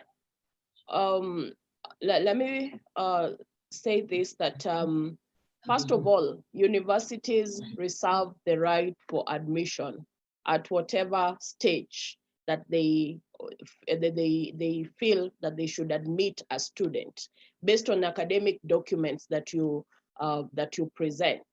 There are those who will choose to go back to, yes, you have a diploma. There are those who will choose to go back to the specific subjects that you had in Form 4. But when you pursue a diploma course from KICJ, you will be admitted at first year in the university. The reason being, well, in 2013, we had the Tibet authority come into board, and we had Tibet regulations 2015. And those ones nullified, the regulations nullified collaborations where, institutions would collaborate with universities so that they can be able to offer credit transfers to their students. We had a collaboration with Egerton University where you'd get credit transfers, at least for 6 units at a diploma, for 7 units, sorry. We had a working arrangement with Dedan Kimathi University where you would start at a second year to pursue your degree program. But because of the nullification of the collaborations, that was put on hold. However, there are still institutions, universities that would admit you, but as for now, as the law goes, you will start from a first year. There you have it, ladies and gentlemen. She has said it. Universities reserve the right of admission, but that does not limit you in terms of preparing yourself, for that admission. I always say, from where I sit, there's nothing as bad as the opportunity is there, but you don't have the right papers. All right. So you do that diploma and apply for that degree. And the academic board that sits to evaluate papers always consider what you've been able to do. I have a background in that area, and I can tell you that criminology was an area before that people would not really pay attention to. Right now, it's hot cake because security has traversed all sectors. COVID-19 has come to remove the myth that security is at the gate. Yes, security is everything, from health, yes, to business, yes, to how we do things every day. So because of that, then let's position ourselves in terms of academic qualifications. If you need to professionalize, yes, in security or any other area, then make sure you go and get that extra paper so that when you're in that meeting, then you have what it takes. No one will question your authenticity, not what you're doing. Thank you very much. I think those were, the questions that had not been addressed. The rest, the speakers have been able to answer in their explanations. I just wish to highlight at this moment that as WISE, we are very excited for having this first session. We are having a host of activities this year, and I'm going to let Annette talk about what we have planned for you in this month. But we are having a diversity and inclusion quiz in April 22nd. And we are going to be highlighting to you some of the requirements for you to participate. Let's be the drivers of diversity and inclusion. Let's be the people who are fighting for the women's space, even in corporate organizations, so that the mindset changes. And I want to appreciate all the men who have joined this session today. Yes, you are the male champions that we are looking for, because this conversation is actually authentic. Yes, so that when it's being done by all genders. Yeah, when women are talking about positioning by themselves, yes, it gets a little mileage. But when the men are there and they also see we have that psyche, that energy to be on the same level, then when it comes to these positions, they are there to also say, yes, let's do this, let's partner in this following ways. So I take this opportunity to appreciate that, and I hand over to Annette. Thank you so much, Monica, and of course our wonderful panelists and all the people who have sent questions. And I'm going to ask you all a question, because next week is International Women's Day, precisely on Monday. But in WISE, we don't like to celebrate a day, we like to celebrate a year. And the theme for International Women's Day this year is choose to challenge. And I just want to pose a question to all of you, viewers and listeners. What do you choose to challenge this year? What do you choose to challenge? And I'll soon go to the panelists in order to hear what they personally choose to challenge. But you're welcome to be able to type in our chat box, all the members. Kindly type into the chat box what you choose to challenge. But as we come to the near end of our program, I just want to highlight some of the things we've learned today. And number one is SMEs, small and medium excuses. I was late because I had this and for women, we believe excuses should be a getaway. My baby was, we love throwing babies everywhere because it sounds like holy ground. You should not be able to touch it. So let's avoid these small and medium excuses that just prevent us from being big. Crazy, busy, and running mad. You want to be everything for everyone. And often, sometimes they say even put yourself back on your to-do list. What am I going to do? What self-care am I going to give myself? Because you cannot pour from an empty cup. So crazy busy and just running mad so that you look good to everyone else because you're so busy. Don't do list. I loved that one. We have a to-do list. I can assure you I have like a 1,000 for myself. But do I don't do list? What is this that I purpose not to do this year? And for me, the biggest struggle has been to say no. And this year I'm boldly saying no. I'm saying no to board position offers because I just don't have the time to be able to serve on all boards possible in the country. I'm saying no to some family events, not because I don't love you, but because that the little time I have to rest, I want to maximize it. So I want to grow my don't do list and be bold about it. And love the way Purity mentioned that security industry is an elephant, is a big cake, is an elephant. And there are so many opportunities, but we only see one small bit, which is the boots. Where are the heels? Where are the minds? Where are the lawyers? Where are the HRs? Where are the accountants? Where are the forensics? Where are the cybersecurity experts? Where are the trainers? And I love that there's a course on offer that Sarah mentioned should be a must, a TOT, trainer of trainers. Stop putting the elephant effort for most results. We are all guilty of that. It should be mouse effort for elephant results, working smart versus working hard. Something that has eaten us all, men and women alike. You should be willing to lead through pain. In these boots and heels, I can assure you, 5 hours in heels, and the cutest heels for that matter, will give you some nice blisters. Those 24 hours in boots up in Northeastern, in that heat, will give you blisters, but there is a reward to that pain. Attitude change, grit, and there's a request to someone who has made on grit, and they have asked if you can be able to type in the name of the author, Sarah, for that. Support networks. And we love to learn that support networks have been the backbone for everyone. And if you've not gotten it, you've suffered the leash of not maximizing your full potential simply because you didn't tell your husband that, honey, I love you, but I cannot cook every lunch, dinner, and breakfast for you and all the family members. But guess what? I will be able to do and do it excellently. You know, I love the fact that you have a hire chef unapologetically, and you're able to attend to your visitors. Often you want to say, you know, I made that chapati. It took me 7 hours. Nilikanda na nikaacha imarinate for this long. Versus the conversation and the value of the conversation you're missing. And most importantly, about free labor. Feeling guilty to charge for professional time, even within ourselves as wives. Someone comes for free work. You know, I'm your friend. You know, I'm your member. Free, free, free. We do not value ourselves. We do not value each other's time.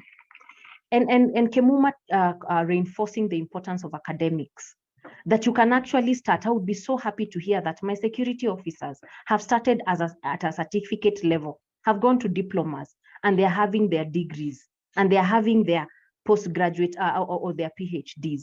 And Kemuma has made it so plain and simple that it is possible, whether you are doing distance learning, whether you are doing part-time, whether you're doing full-time, or whether they're coming to your various institutions. And the fact that security is not just limited to security alone. There is also the professional development part where I know I have my strengths, but guess what? I also have gaps that I can be able to address through professional career development. So very quickly back to my panelists, and for our very honorable team today of members who have been present. International Women's Day is on Monday, and we are celebrating. And the theme this year is I choose to challenge. So as Annette, I want to say that I choose to challenge women to be able to pursue non-conventional careers. I want to see more of my own cadets as the mobile response team, catching that thief in the middle of the night because they've undergone the training that is there. I choose to challenge us to take up non-conventional careers. So I want to start with Purity. Purity, what do you choose to challenge this year? Annette, that's a very good way to end this session. I choose to challenge every woman in here, every woman in the security sector to invest in themselves.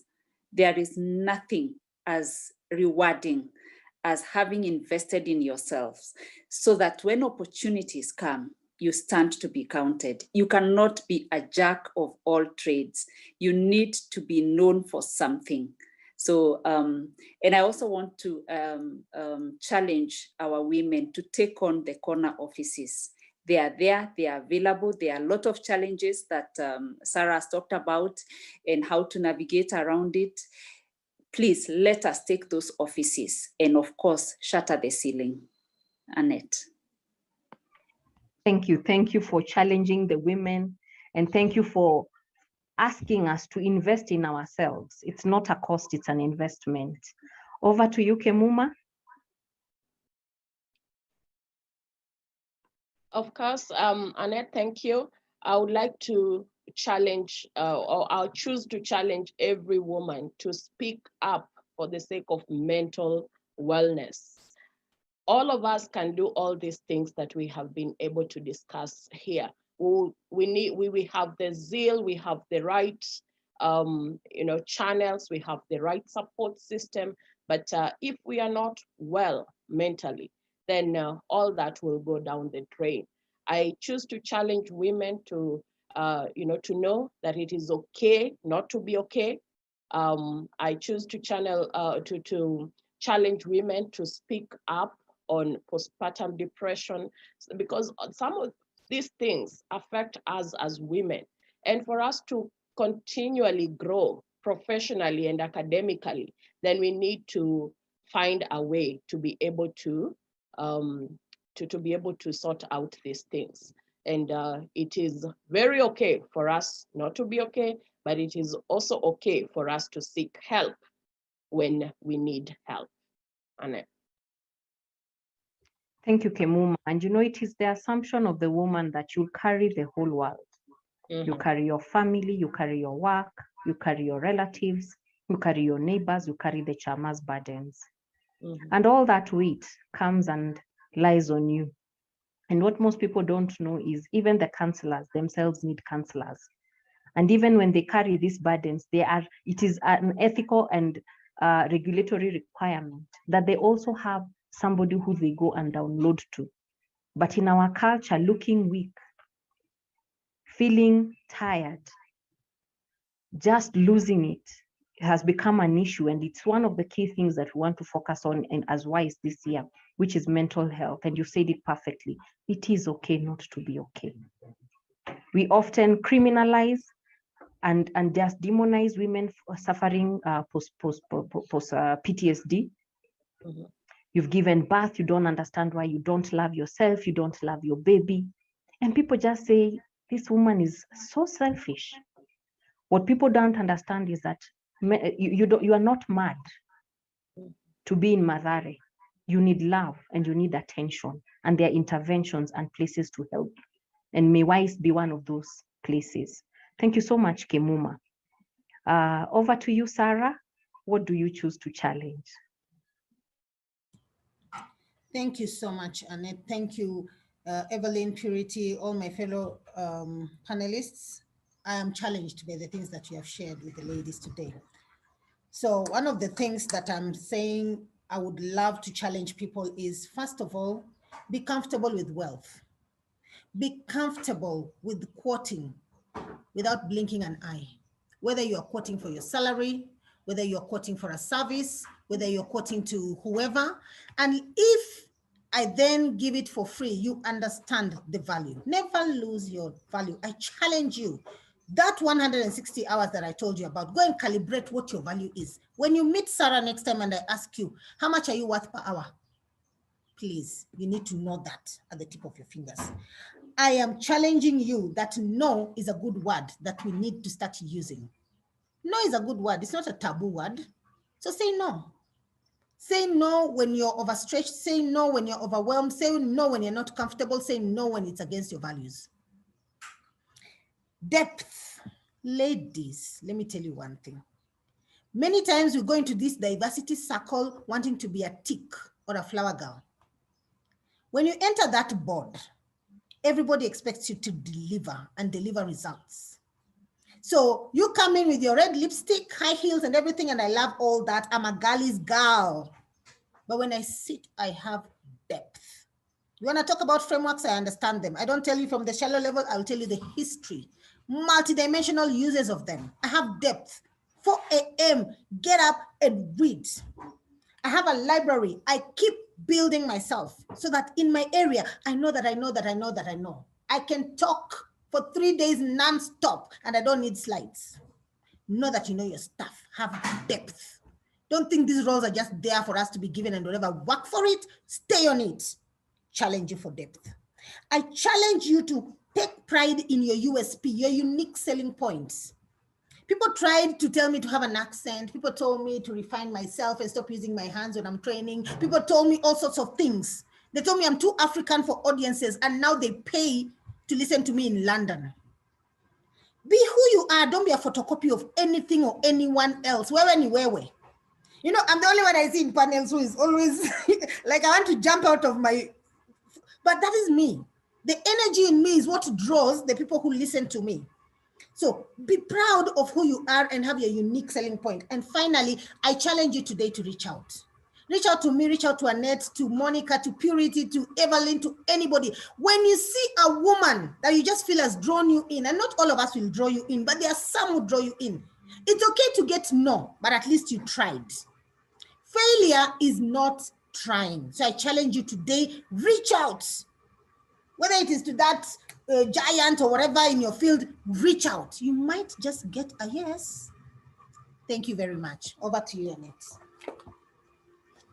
Wonderful, wonderful. I love the fact that you say, come on, woman.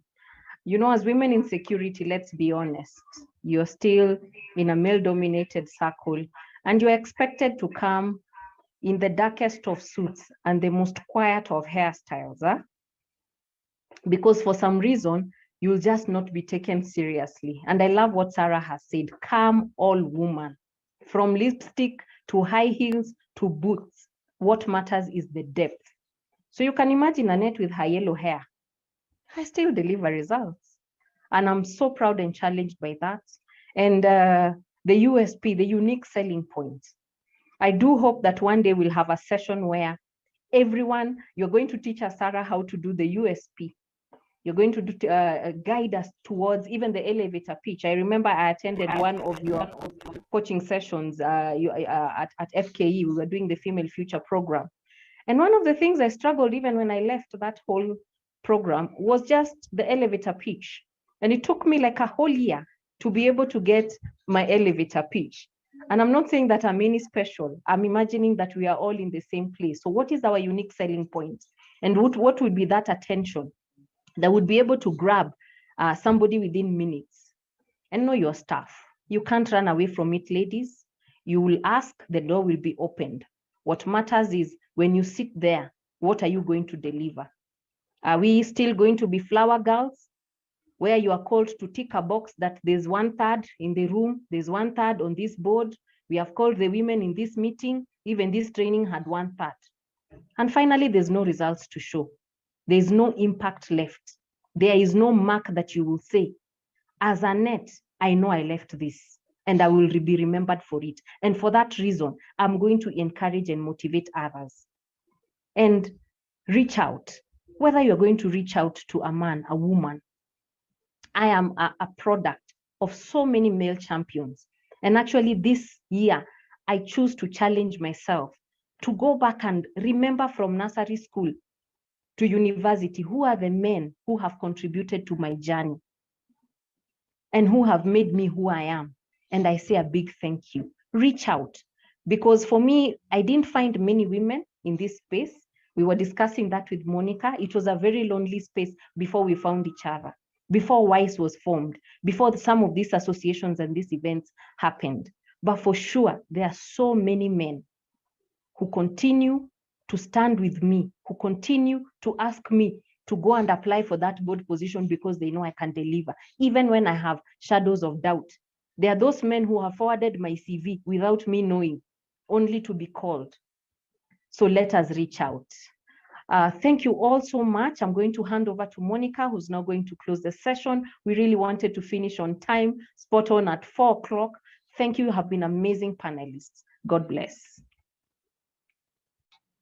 Thank you, Annette, for that wrap. I think you've really captured what the panelists have been able to share with us.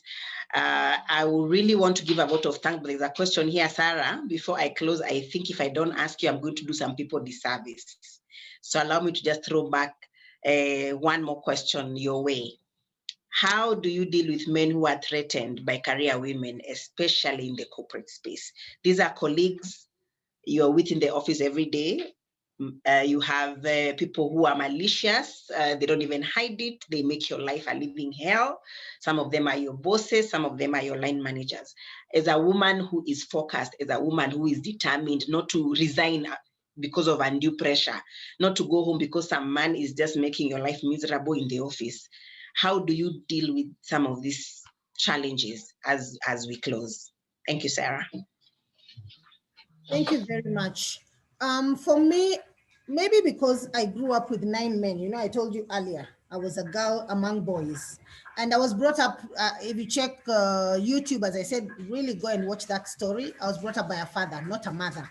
So I found out that men are allies, but men are very emotional. And how they show their emotion is through these anxieties. CEOs have anxieties, leaders have anxieties, all sorts of men have different anxieties, and society doesn't allow them to project their anxieties through expressing themselves verbally. So they express themselves in this bullying or irrational behavior sometimes.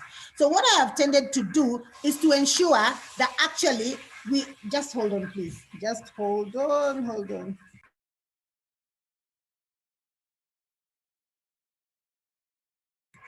Can you hear the frying in my chicken, in my kitchen? Chicken is frying in my kitchen. So, and it's being fried by a man. So, let us just ensure that actually we meet those anxieties, find out what they are. Because I teach emotional intelligence, I am able to go beyond pain. By the way, there's something called the pain principle. Hurting people tend to hurt others. Anxious people tend to bully others. Cowards tend to manipulate. So when you know those truths, you know that this behavior is just an indicator of something else underlying. And so I come in not as a threat. You know, the way we were taught that women empowerment thing, come in and push back and deal with them and whatever. No. Actually, I found that kindness and explanation and results transforms people. And you know, men are not like women. They're not people who catch and hold. They are just, they might be suspicious. And once you prove that you're the right apple, you know your stuff, you're adding value, they let you be. You become one of the gang. So as I said, I don't give those two excuses. They worry, oh, will you be there in meetings? Will you use that feminine excuse? Will you use children? Will you do this? Will you do? Now they started coming to me and finding out that I'm a formidable force. I'm a great friend. They can talk to me about multiple issues. I can add value to many areas of their life and their profession and everything. So we became buddies, just like with women as well. When you find that maybe female boss of yours who is just harsh on you and whatever, remember the pain principle: hurting people hurt others, cowards manipulate people, and irrational people are actually bullies. So when you start working on what are you anxious about? What about me makes you so anxious, Monica? You know, when somebody asks you that, you start having a solid conversation. What is it I've done, or what is it that, you know, I say or do so that we can find a common ground? And consistently stay factual. When you're dealing with men, stay factual. Don't run around with multiple stories or whatever. Address things there and then don't keep them and let them fester. And I'm telling you, you will find that person that you're saying, people who don't want you or anything, they can actually turn around and support you. So you also don't need to project fear, and you don't need to look. There's a difference, I always say, between an enemy and an adversary. An enemy has turned their heart away from you. and they will do anything even to mess you up. But an adversary is simply challenging your stance, challenging your agenda, challenging your productivity and your results. And it's easy to transform an adversary to an ally by addressing those issues they are worried about or suspicious about. So that is the route I have used with men. I don't take them on like, let's go for a fight and everything. I'm just like, what is it about me that just rubs you the wrong way? Can we have a conversation? I'll buy you lunch. Tell me, I'll take whatever it is and I'll explain myself, and let us look at having a mutually comfortable whatever to move forward. I have dealt with even bigger lions with that conversation, and we have transformed and worked together well. Thank you, Sarah. I think you have just been able to just put it in a very, very simple way that people have underlying issues and they project them to the wrong people. And you might be that person. I once told a friend of mine, actually she was a receptionist, she would get very anxious if the boss does not say hi to her in the morning. So whenever the boss would pass and he doesn't say hi, she'd be like, wow, today's a bad day. Then one day she expressed that fear and she told me, no, whenever so-and-so passes and doesn't say hi to me, I have a very bad day because either I've done something wrong, I'm like, why do you think that? Maybe they just have issues at home and they don't feel like saying hi to you. It has nothing to do with you. So why are you burdening your whole day because somebody did not say hi to you? Probably it has nothing to do with you, and here you are stressing the whole day. So let's be able to look at things from those perspectives, that sometimes people have issues, but when they are transcending to areas that are serious, talk about it. Find out, put it on the table in a nice way and see how you can be able to move on. I want to give this chance to Kemuma. I want to give each panelist just one thing to say, to give a parting shot so we can conclude. Kemuma, on to you. Thank you, Monica. We are all striving to achieve career growth and professional development, which is a good thing.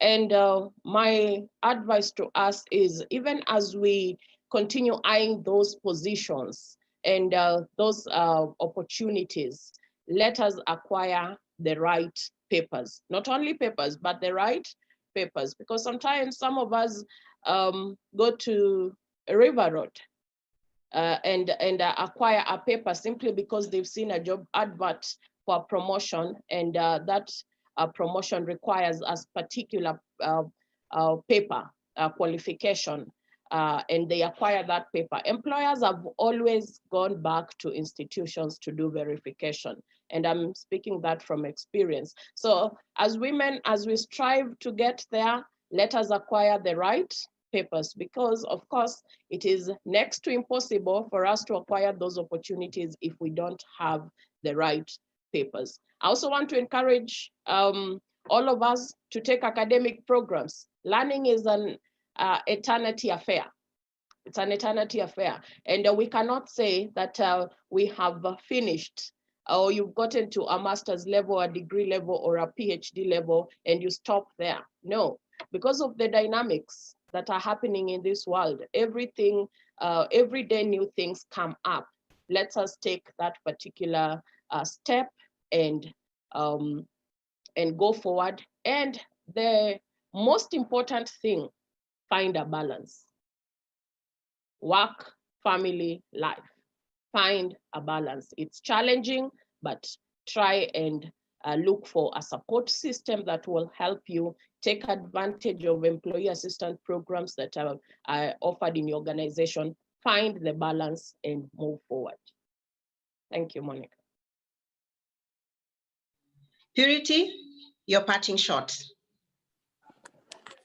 Thank you, Monica. My parting shot is, as we aspire to grow in our careers, all of us ladies, please identify where you are in your career, identify where you want to go, and then decide how you're going to get there. Very important, because as we continue in the work world, things are changing. If we don't do that, then we'll take jobs for the sake of taking jobs instead of, taking jobs that are aligned to our career aspirations. Thank you. Monica. Thank you, Purity, for that. Sarah, your parting shot. Thank you, Purity. One is every woman here should really invest in themselves.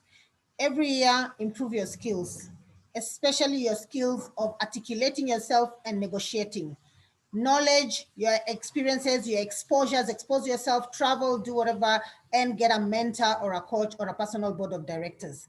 And when it comes to how we are raising men, let's stop complaining about men. Let's stop complaining about equality. If in our homes, it is us, but then it is the mother who really has an impact on the boy's behavior. So start raising men who respect women's strength. If a woman will earn more than them, if a woman will do better than them or whatever, it should not become an issue. It is you, the mother, who is raising this boy, and then later you start complaining. Raise a man who can communicate and express himself well. Raise a man who has father figures and mentors around him. That is my parting shot. Thank you very much. Thank you, Sarah. So ladies and gentlemen, there you have it. You have been told by our panelists, yes, you have all what it takes to make a difference in your life. As we come to an end, we are having a diversity and inclusion quiz happening in April 22nd. And this is a drive to ensure that we have a change of mindset on how people look at diversity.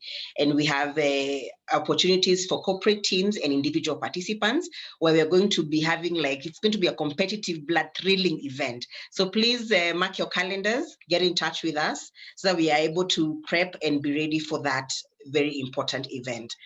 As we come to the end, I want to take this opportunity to thank all of you for taking your time to just attend this session.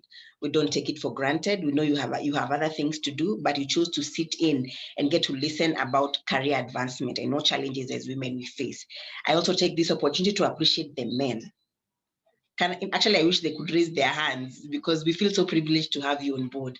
That you sit here as colleagues, as fathers, as brothers, those men who stand beside us to be able to encourage us to move forward. Like Annette says, I am a daughter of a father who has encouraged me to be as old as I am. I'm a product of bosses who've encouraged me. There was a time, let me just give a short story. There was a time I was sent to a meeting at the university. It was a council meeting, and I was sent by my boss to go and represent him. And I was seated next to the vice chancellor who has signed my degree. And I couldn't believe I'm seated on the same table with a vice chancellor whose degree is on my certificate. And I was so scared. And my boss told me, Monica, you have all what it takes. Yes, that man has nurtured you to become a boss. You can sit on the same table with him. Go for the meeting. And I did. So those encouraging messages that you're told by your bosses, by your colleagues, that you can do this, go ahead and you can do it. We appreciate our men in our lives. You are the sound at the back of our heads that keeps giving us that energy. And we are saying we need you now, we need you always. So thank you very much for gracing our event. I want to take this opportunity to appreciate the Governing Council of Women in Safety Excellence for continuously giving us the opportunity to be able to get out there, to get to help more women be able to understand who they are. And to the WISE members, for always being our champions, we say thank you. Yes, and all those ladies who aspire to be members of WISE. Yes, I want to share our contacts there very quickly so that you can be able to reach out. We are open for membership. Annette said membership is only 5,000 shillings. We are on a discounted period because of COVID-19. For corporate, it's 20,000 shillings. For individual members, it's 5,000 shillings. Plug in. Yes, you've been told by our panelists, you cannot do anything alone. Network. This only happens when you're in groups, when you're able, there's a way in which when you're in groups, you achieve more. So let's plug in, let's not be shy. The men don't shy. Men don't shy. That's why they're always ahead of us. They're bold and they take that risk. And we need to stop being these women who are always waiting. Let me wait and see what they do, then I'll join in. No, let's be these people who are able to go ahead and just keep the faith and just run with it. And then we see where we head from here. This is a great year for WISE. We appreciate friends. Sarah, we appreciate your love. Yes, we cannot overemphasize how much you've been able to hold our hand. And we're actually hoping to plug in to your programs this year and get more participants being able to understand who they are and how to be able to brand themselves. So I take this opportunity to say thank you and to close this session. Yes, and to tell all of you that indeed the sky is the lower limit. We are our only limitation. Thank you very much.